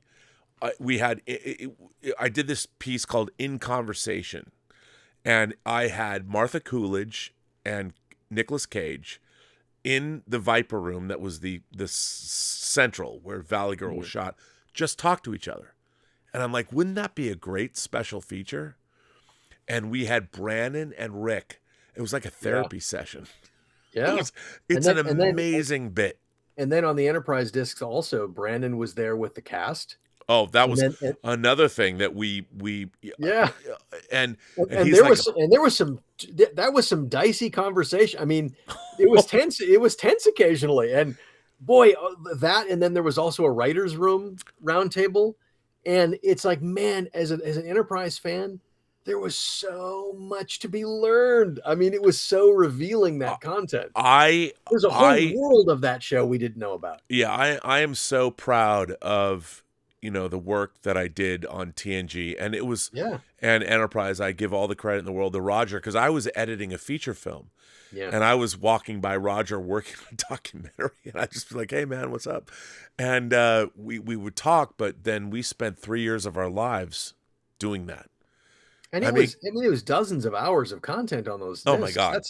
People don't like every one of those season sets just was loaded with great stuff. Oh, it was insane. It's like, your contribution to Star Trek is like vital, like necessary just for that alone. I mean, my favorite thing that I did was, so in the third season of Next Gen, there's an episode called The Most Toys. And David Rappaport, who is a little person, who is the leader of the Time Bandits in the movie Time Bandits that just got announced for 4K today, by Criterion in June. Right? So David Rappaport was playing Kivas Fajo, the alien in The Most Toys. He shot for 1 day, and then the next day he tried to take his own life. And unfortunately, 3 months later, he was successful. But we were working on Next Gen, and all the negative was meticulously cataloged. So I'm like, so I wrote a letter to CBS Digital, an email. I'm like, hey, there's an episode called The Most Toys. Maybe there's some negative that you might come across that no one's ever touched or worked on or anything. Might you transfer that and send it to me? And, because that's what it was like. A couple months later, I get a drive, and they're like, that negative you found, or that negative you wanted, here it is. Wow. Because they didn't know. Right. And so it was that one day that David Rappaport shot. And it's a great scene with Data, a couple of scenes with Data, and a scene where he's talking to Picard via the view screen, which I comped together and did. And I cut together Next Generation footage that no one had ever seen before. It had never been touched by anyone. And I got to put it's on the disc, and they didn't want, the lawyers freaked out. They didn't even have the SAG reports. They're like, what is this? And I had to explain what it was, and they're like, we can't put this on the disc. I go, this is amazing. There's alien makeup no one's ever seen. We contacted his next of kin, and his family said, listen, that was the last thing he ever shot before he died. Please put it on the disc. What a great tribute for people, to him, and for people to see that. That's like, and there's so much great material on those discs, and it's really because somebody hired us. Because nobody else would have asked for that. I'm like, no. It was the only way you can do that kind of content is if you really know the material really, really, really well. No, completely. Irene Jobson again says, this is for Elizabeth. You're a saint. Sending me a super chat. Well, thank you. I mean, I wouldn't say I'm a saint. I'm just who I am. So is Bill. We're lucky. We're lucky that we know each other. We're lucky to have women in our lives that indulge these passions. That's very true. It's very fantastic. True. And Elizabeth is great, just like Sarah. Bill's wife is great. Bill, when did you meet your wife? Oh my God, 1986. I met her in Minneapolis at working. I got hired as Christmas help at a Musicland store in Minneapolis. And my first day, I was assigned to put the soundtrack albums and soundtrack CDs out, because CD was brand new right at that time. It came out right after I started. And I'm putting out the soundtracks, and I'm talking with this guy, talking about movies. And then my wife was also hired at that store, and she came over and we started talking about movies. And that was it. And it's now 2023. That's right. It's wow, exactly you made it to the future. The first gift she ever gave me, by the way, was a remember the VHS release of Star Trek the original series had painted cover art. Oh yeah. Right. And there's a great poster for the cage. Yeah, right. That's exactly right. And there's a beautiful shot for the whole series with the Enterprise firing its phasers. Yep. And the big three are on the top, and the rest of the cast is on the bottom. And my wife found that poster in a record in like some used bookstore or whatever. And it had been signed by Gene Roddenberry. And so she Wow. gave me that poster. That was the first thing she ever gave me. Do you still have it? Oh yeah, absolutely. Oh, nice. That's amazing. And I've since gotten everybody else. I since got the entire rest of the cast to sign it as well. That is amazing. So she indulged my nerd passions right from the very beginning. Well, that's always a good thing. Joe Panora says that scene with Worf one-handed was like Neo in the Matrix. Yes, it was. I love that. That was fantastic. It was so great. And you know what? That scene inside the La Serena when they were training, that was a great bit of choreography. Yeah. I thought, Michael Dorn's 70. Do you know who the youngest member of the cast is in terms of the principal Next Generation actors? It's LeVar, isn't it? He's 66. Wow. Gates McFadden's 74. Picard's Patrick Stewart's 82. Brent Spiner is 74. We haven't seen him yet. And Worf is 70. Jonathan Frakes is 70. I mean, it's pretty incredible. They're doing a terrific job. Dan Candy says, Rob, will we get closure on Cyrano Jones's story arc from the Trouble with Tribbles this season? No. No, you will not. No. We also aren't going to find out who built the Doomsday Machine, sadly. 200 Watt Studio says, Rob, did you get your Todd Stashwick signed copy of Mystic Libations yet? Mine arrived today.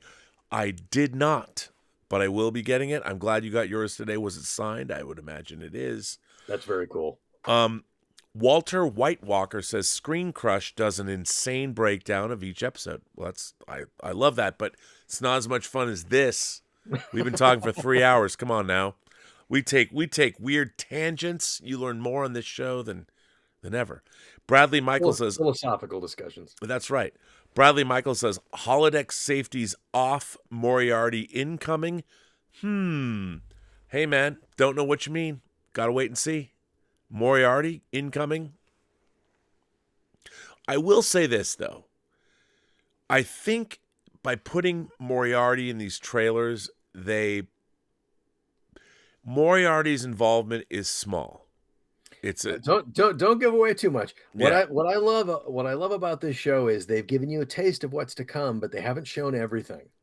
And by giving you little teasers of things that you go, oh my God, that's so and so, and like they've look at the end credits of these episodes have little hints. Oh, if you freeze frame on that shit, there are so many spoilers in that. Right. I mean, wouldn't. But the thing of it is they're not major spoilers, right? They're spoilers, and they get you thinking, but they get you thinking over here, and then there's the stuff they're actually doing is kind of over here, sneaks in very cleverly. Yeah, no, it's very smart. It's really well done and beautifully done. And again, what a really interesting way to handle all of this stuff. Yeah. It's really great. Yep. Walter Whitewalker says hated season 2, but now hoping that there's a Metalis-led spinoff. Look, I think it's going to be real. All I can say is when this is over, it's going to be really interesting to see what people say. Yes.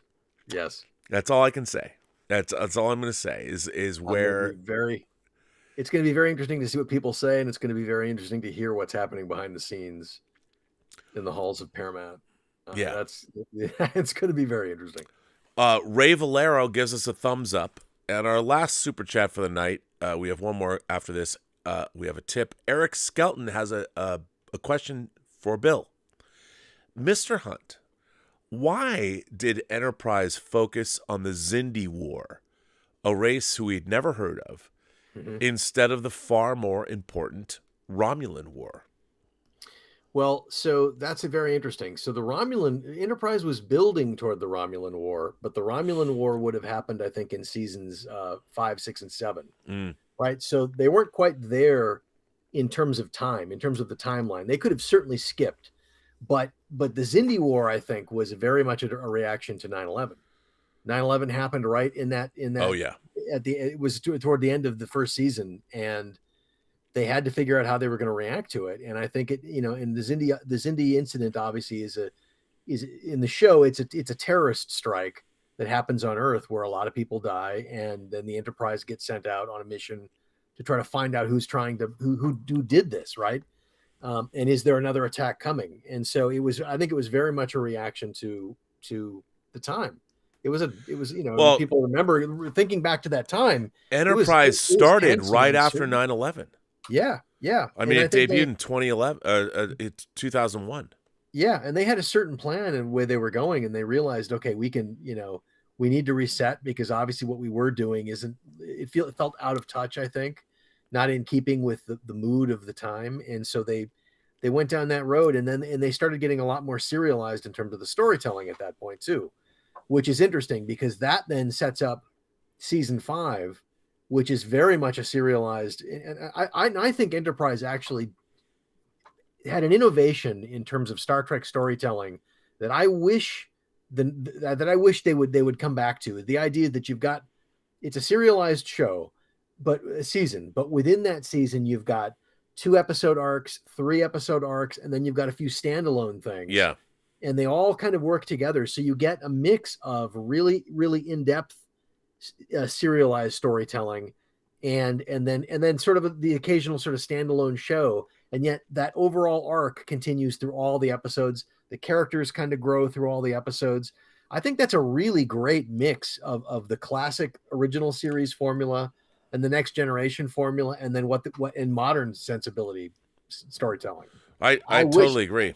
I think it's genius. And it also, the great thing about that is doing the multi-episode arcs allowed them to spend a little more money. So for example, for the mirror episodes, they were able to recreate the bridge of a Constitution class starship, right? I mean, it's like, and they could justify it because they were going to amortize the cost over 2 episodes. And it was 360 degrees, not just the wedge they created for Relics, the 6th season TNG episode. Right. I mean, it's just, I think the innovation that happened in that 4th season of Enterprise was extraordinary. And I think it is my favorite, like, to take a single season of classic Star Trek from the beginning to the end of Enterprise. I think that 4th season of Enterprise might be my favorite, and until Picard season 3.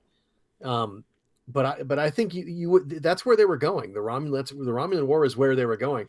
But I think the idea to get to the Romulan War didn't occur to Rick Berman and Brannon Braga. I think it was Manny Cotto who came on board, who said, "Man, look at the time frame. If you look in the historical context of Star Trek, the year they were in, Manny was like, wait a minute, we can show the Romulan War. We can build to that stuff." And then sadly the show got canceled.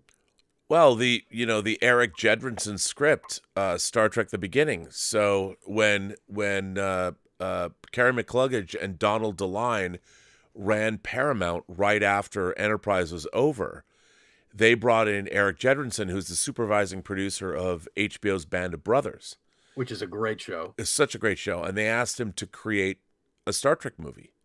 Like they were going to do a trilogy of Star Trek movies. And he had never seen Star Trek like Nicholas Meyer when he did Star Trek II. So he immersed himself in Star Trek. And what he came up with was what they called Star Trek: The Beginning.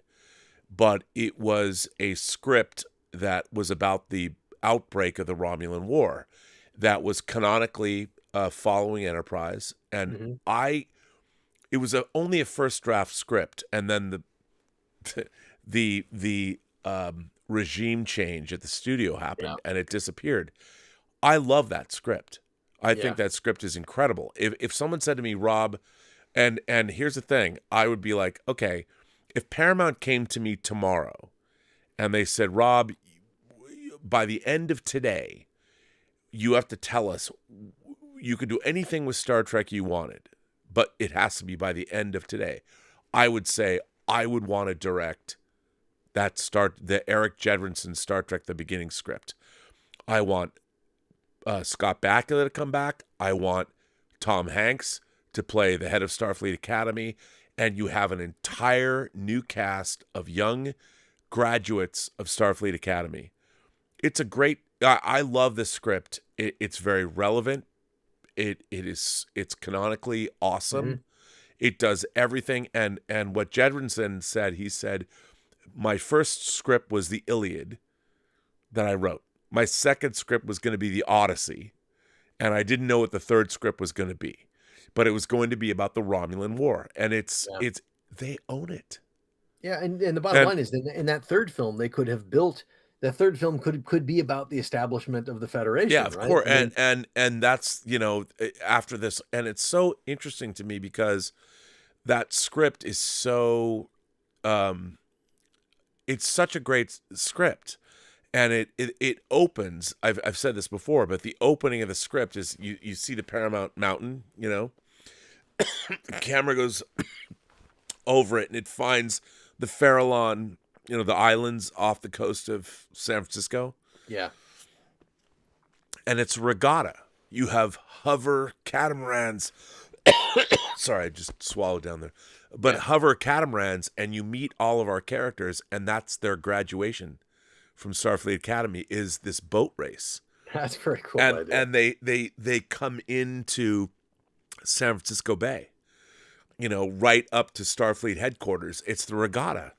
And with these hover, and you meet all of our young characters in this boat regatta. And I'm like, I love that so much. Yeah. You know, and then what happens is the Romulans come to everybody who, any planet that has anything to do with the Vulcans.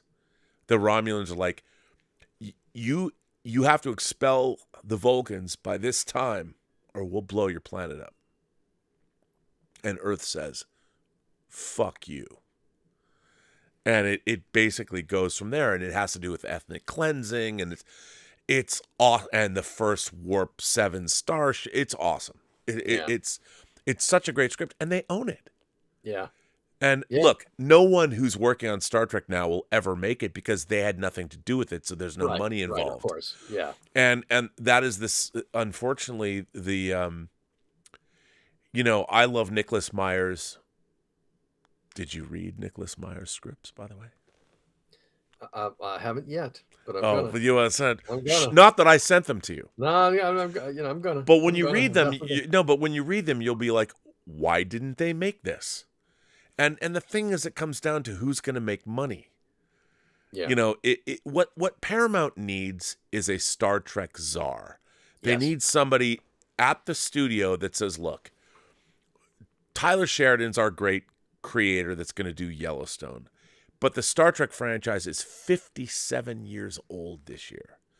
Why they don't have an executive, I don't know who that would be. An executive, a little group in the same way of Marvel or Lucasfilm. You need, but they still need they still need a person, and you know, Terry Matalas could be that guy. I mean, you know, but they need somebody. The Star Trek franchise needs oversight. It's never had proper oversight. Yeah. Ever. It didn't when I was working there as a Star Trek consultant back in 96, it didn't have proper oversight. It's never had proper oversight. No. And you think of it as you need a studio executive who's got the vision to do it and who's got the power to do it and who's got the balls, you know, figuratively, to actually say, listen, this is what we should do. Because you and I both know corporate culture at the studios, everybody's very afraid to risk their neck. Nobody wants to get the axe, especially in this economic climate, right? Because then it's you don't just fail. You don't fail at the job. You fail, then you'll never get hired by anybody again. Right. If you fail at a studio job, I mean, but it's been that way for so long. And the problem is, none of the people. Here's what's very funny: at the corporate level, anyone who's an Ivy League educated business graduate, they don't know enough about the job they're like. A studio's like, oh, you graduated from Harvard with an MBA, we'll hire you. Right. They don't even know whether that person knows anything about movies. It's just, hey, you were top of your class at Harvard, we'll hire you. And we can run the P&L calculation. Oh, right? Yeah, and that's what we've got. Yeah. The problem is what the studios, and there's very few people in the world that can run a franchise. I mean, they don't know. They have to know how to, first of all, make movies. There's nobody even hired at a studio that's made movies before. They've never actually had to produce a film, which is crazy. Yeah, it's a really rare alignment of skills that you need in someone who's there, who should be there to run a franchise. Because you've got to know the business side, plus you've got to know the creative side, plus you've got to know, the production side, plus you've got to know the franchise.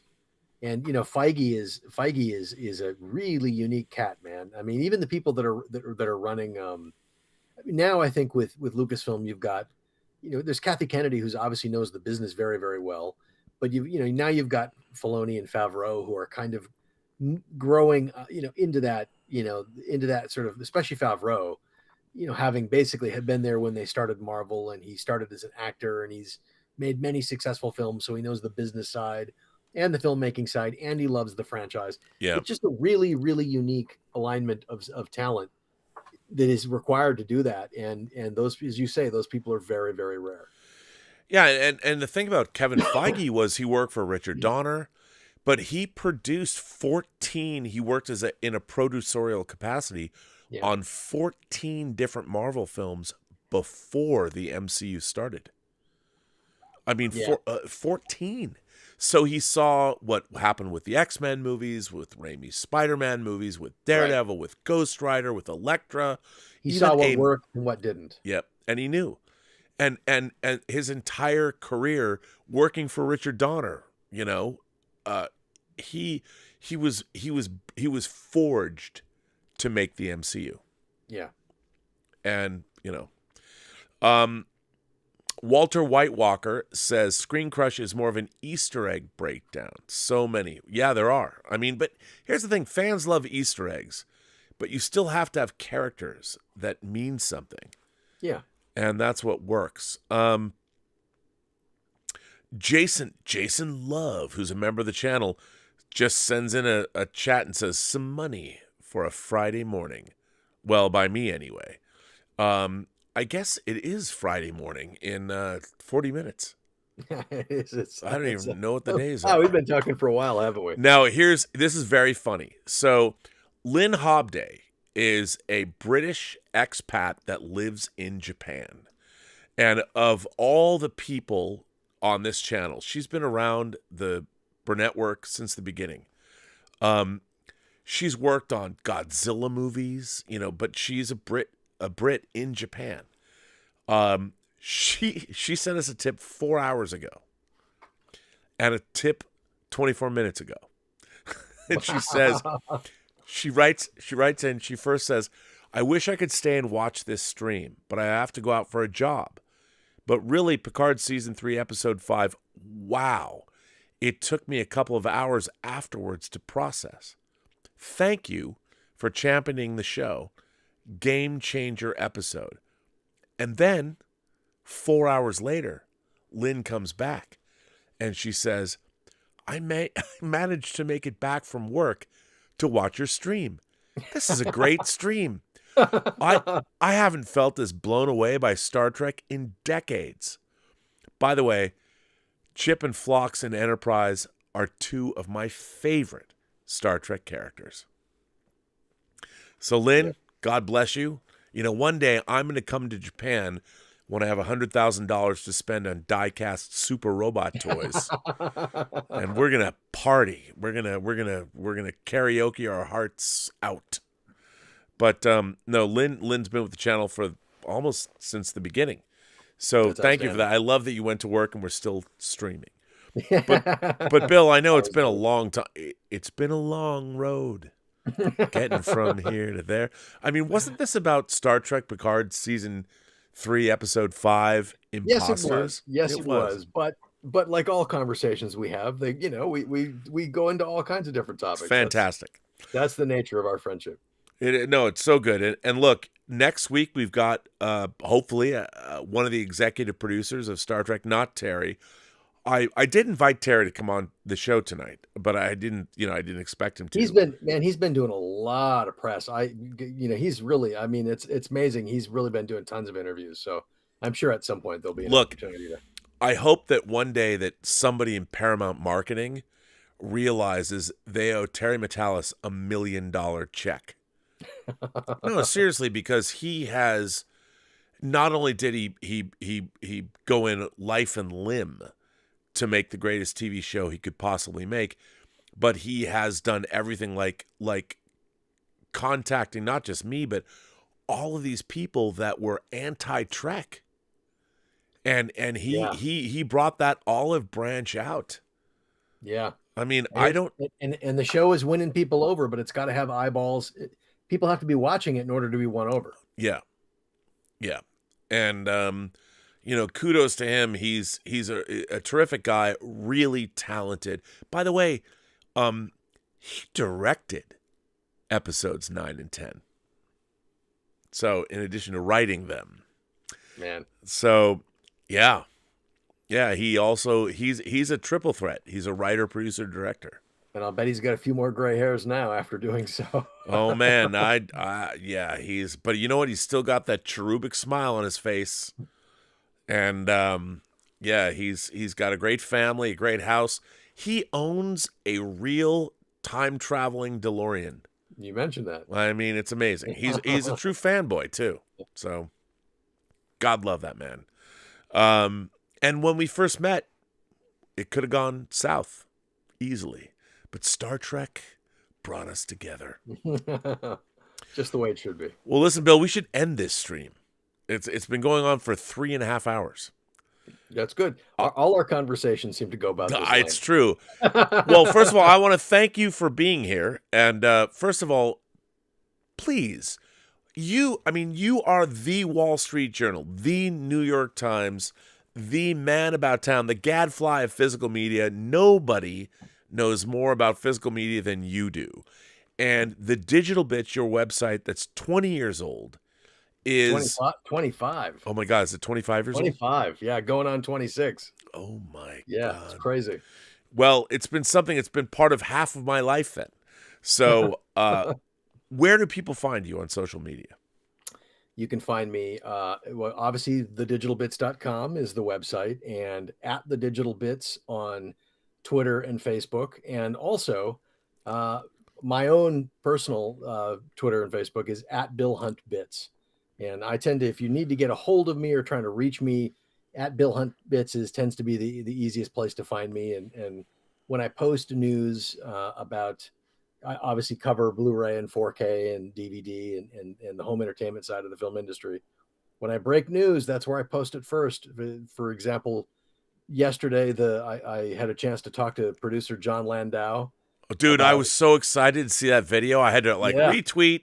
I managed to, was at a press event for Avatar 2, and I managed to actually, the digital release, which is coming on the 28th, and I actually managed to ask him a question directly that fans of James Cameron have been wanting the answer to for years now, which is, when is The Abyss and True Lies? And he was very nice. He answered you. He answered. He gave me an answer, which is they're coming this year.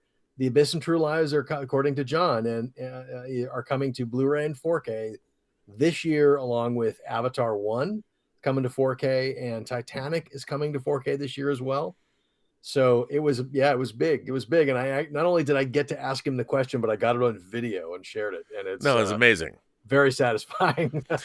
And John Landau, what a good dude, man. Like, what a good, the whole time I was talking to him and the whole time he was talking about Avatar and working with Jim Cameron, his love of what he does. Oh yeah. And he's been with Cameron for a long time. Yeah, for 30 years or something. Yeah, since in fact, it turned out he was the executive in charge of production, I think, for True Lies. Yeah, like that's how far back they go. Yeah, and so yeah, it was cool. So you can find me on the Bits website, or at Bill Hunt Bits on Facebook and Twitter, and at the Digital Bits on Facebook and Twitter. Now, one of the things I'm really excited about is you're now. I mean, you've been an author, you've written a book on physical media, but you have started writing your own science fiction series, and you're 2 books in, but you haven't released anything yet. We can't get it. This year, hopefully. So tell us a little bit about the Space Guard series. What is it? So so the story is about the crew of a spaceship. It's set in the year 2150. It begins.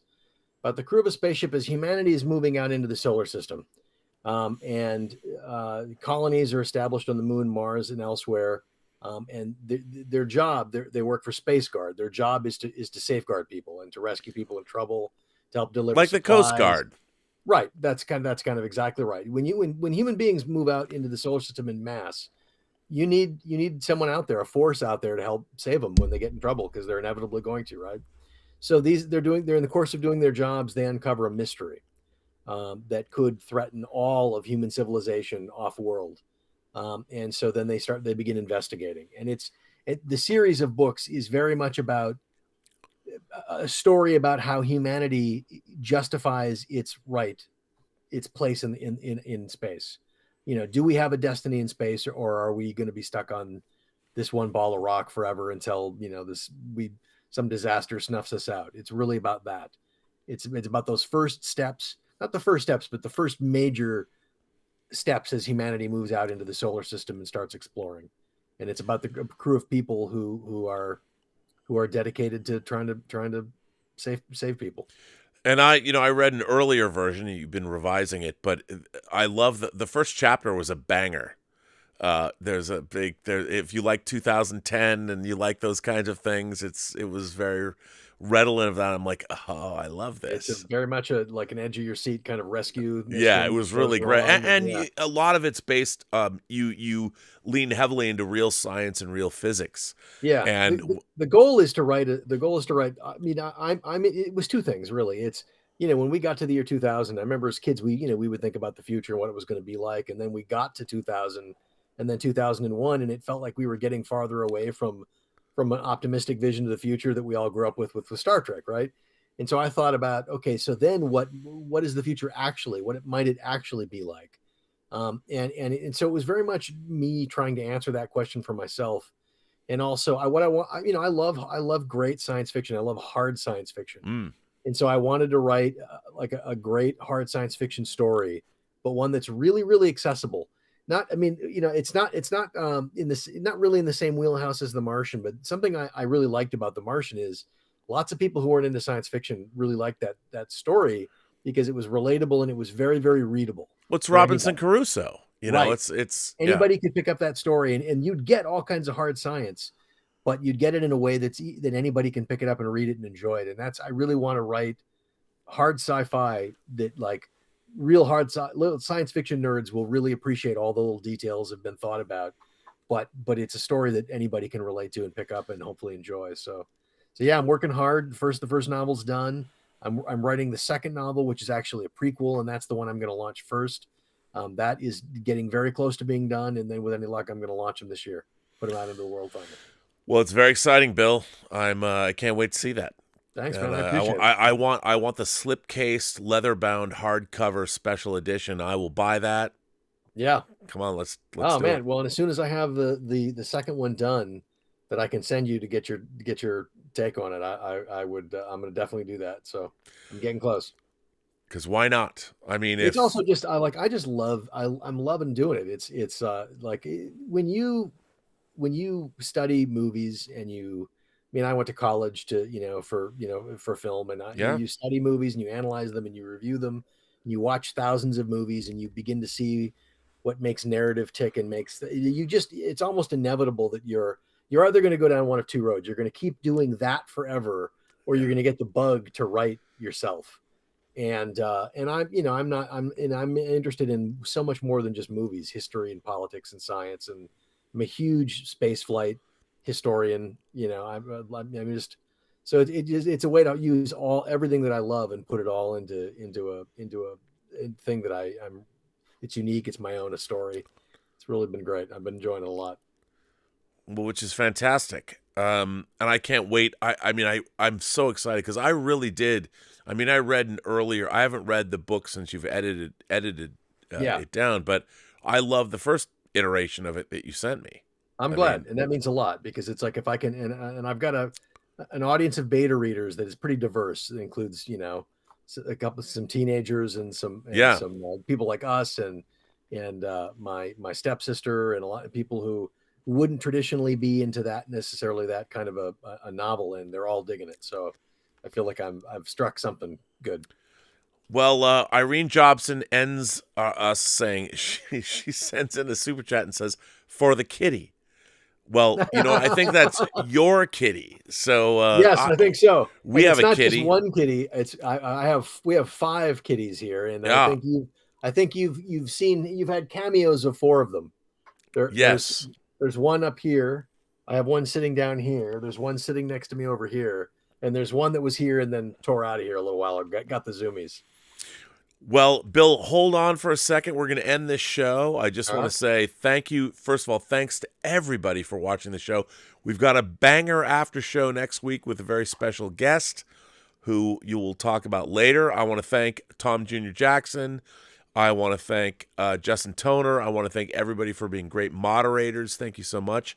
I want to thank everybody that supports this channel via memberships, super chats, tips, whatever. Thank you so much. If you are members of this channel or you become a member of this channel, this weekend we have a member chat that begins on Saturday at 11 a.m. Pacific Daylight Time. So, wow, can I say that? But yes, and those usually last 3 or 4 hours. Those are so much fun. I get to see all of you. So thank you for that. But we'll be back here, episode 6. It's a good one. It's a good one. There's new faces, new places. It's all good. So thank you, Terry Metalis, and your team of ne'er-do-wells who've created a fantastic season of Star Trek that every week wins more and more people over. We'll be back here with the KURLAN NAISKOS after show. So thank you, everybody. Thanks.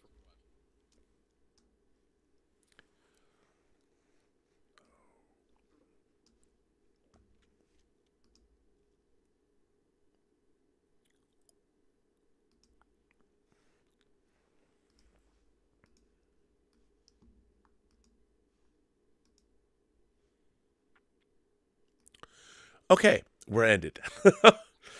So, dude, do you have PayPal or anything like that?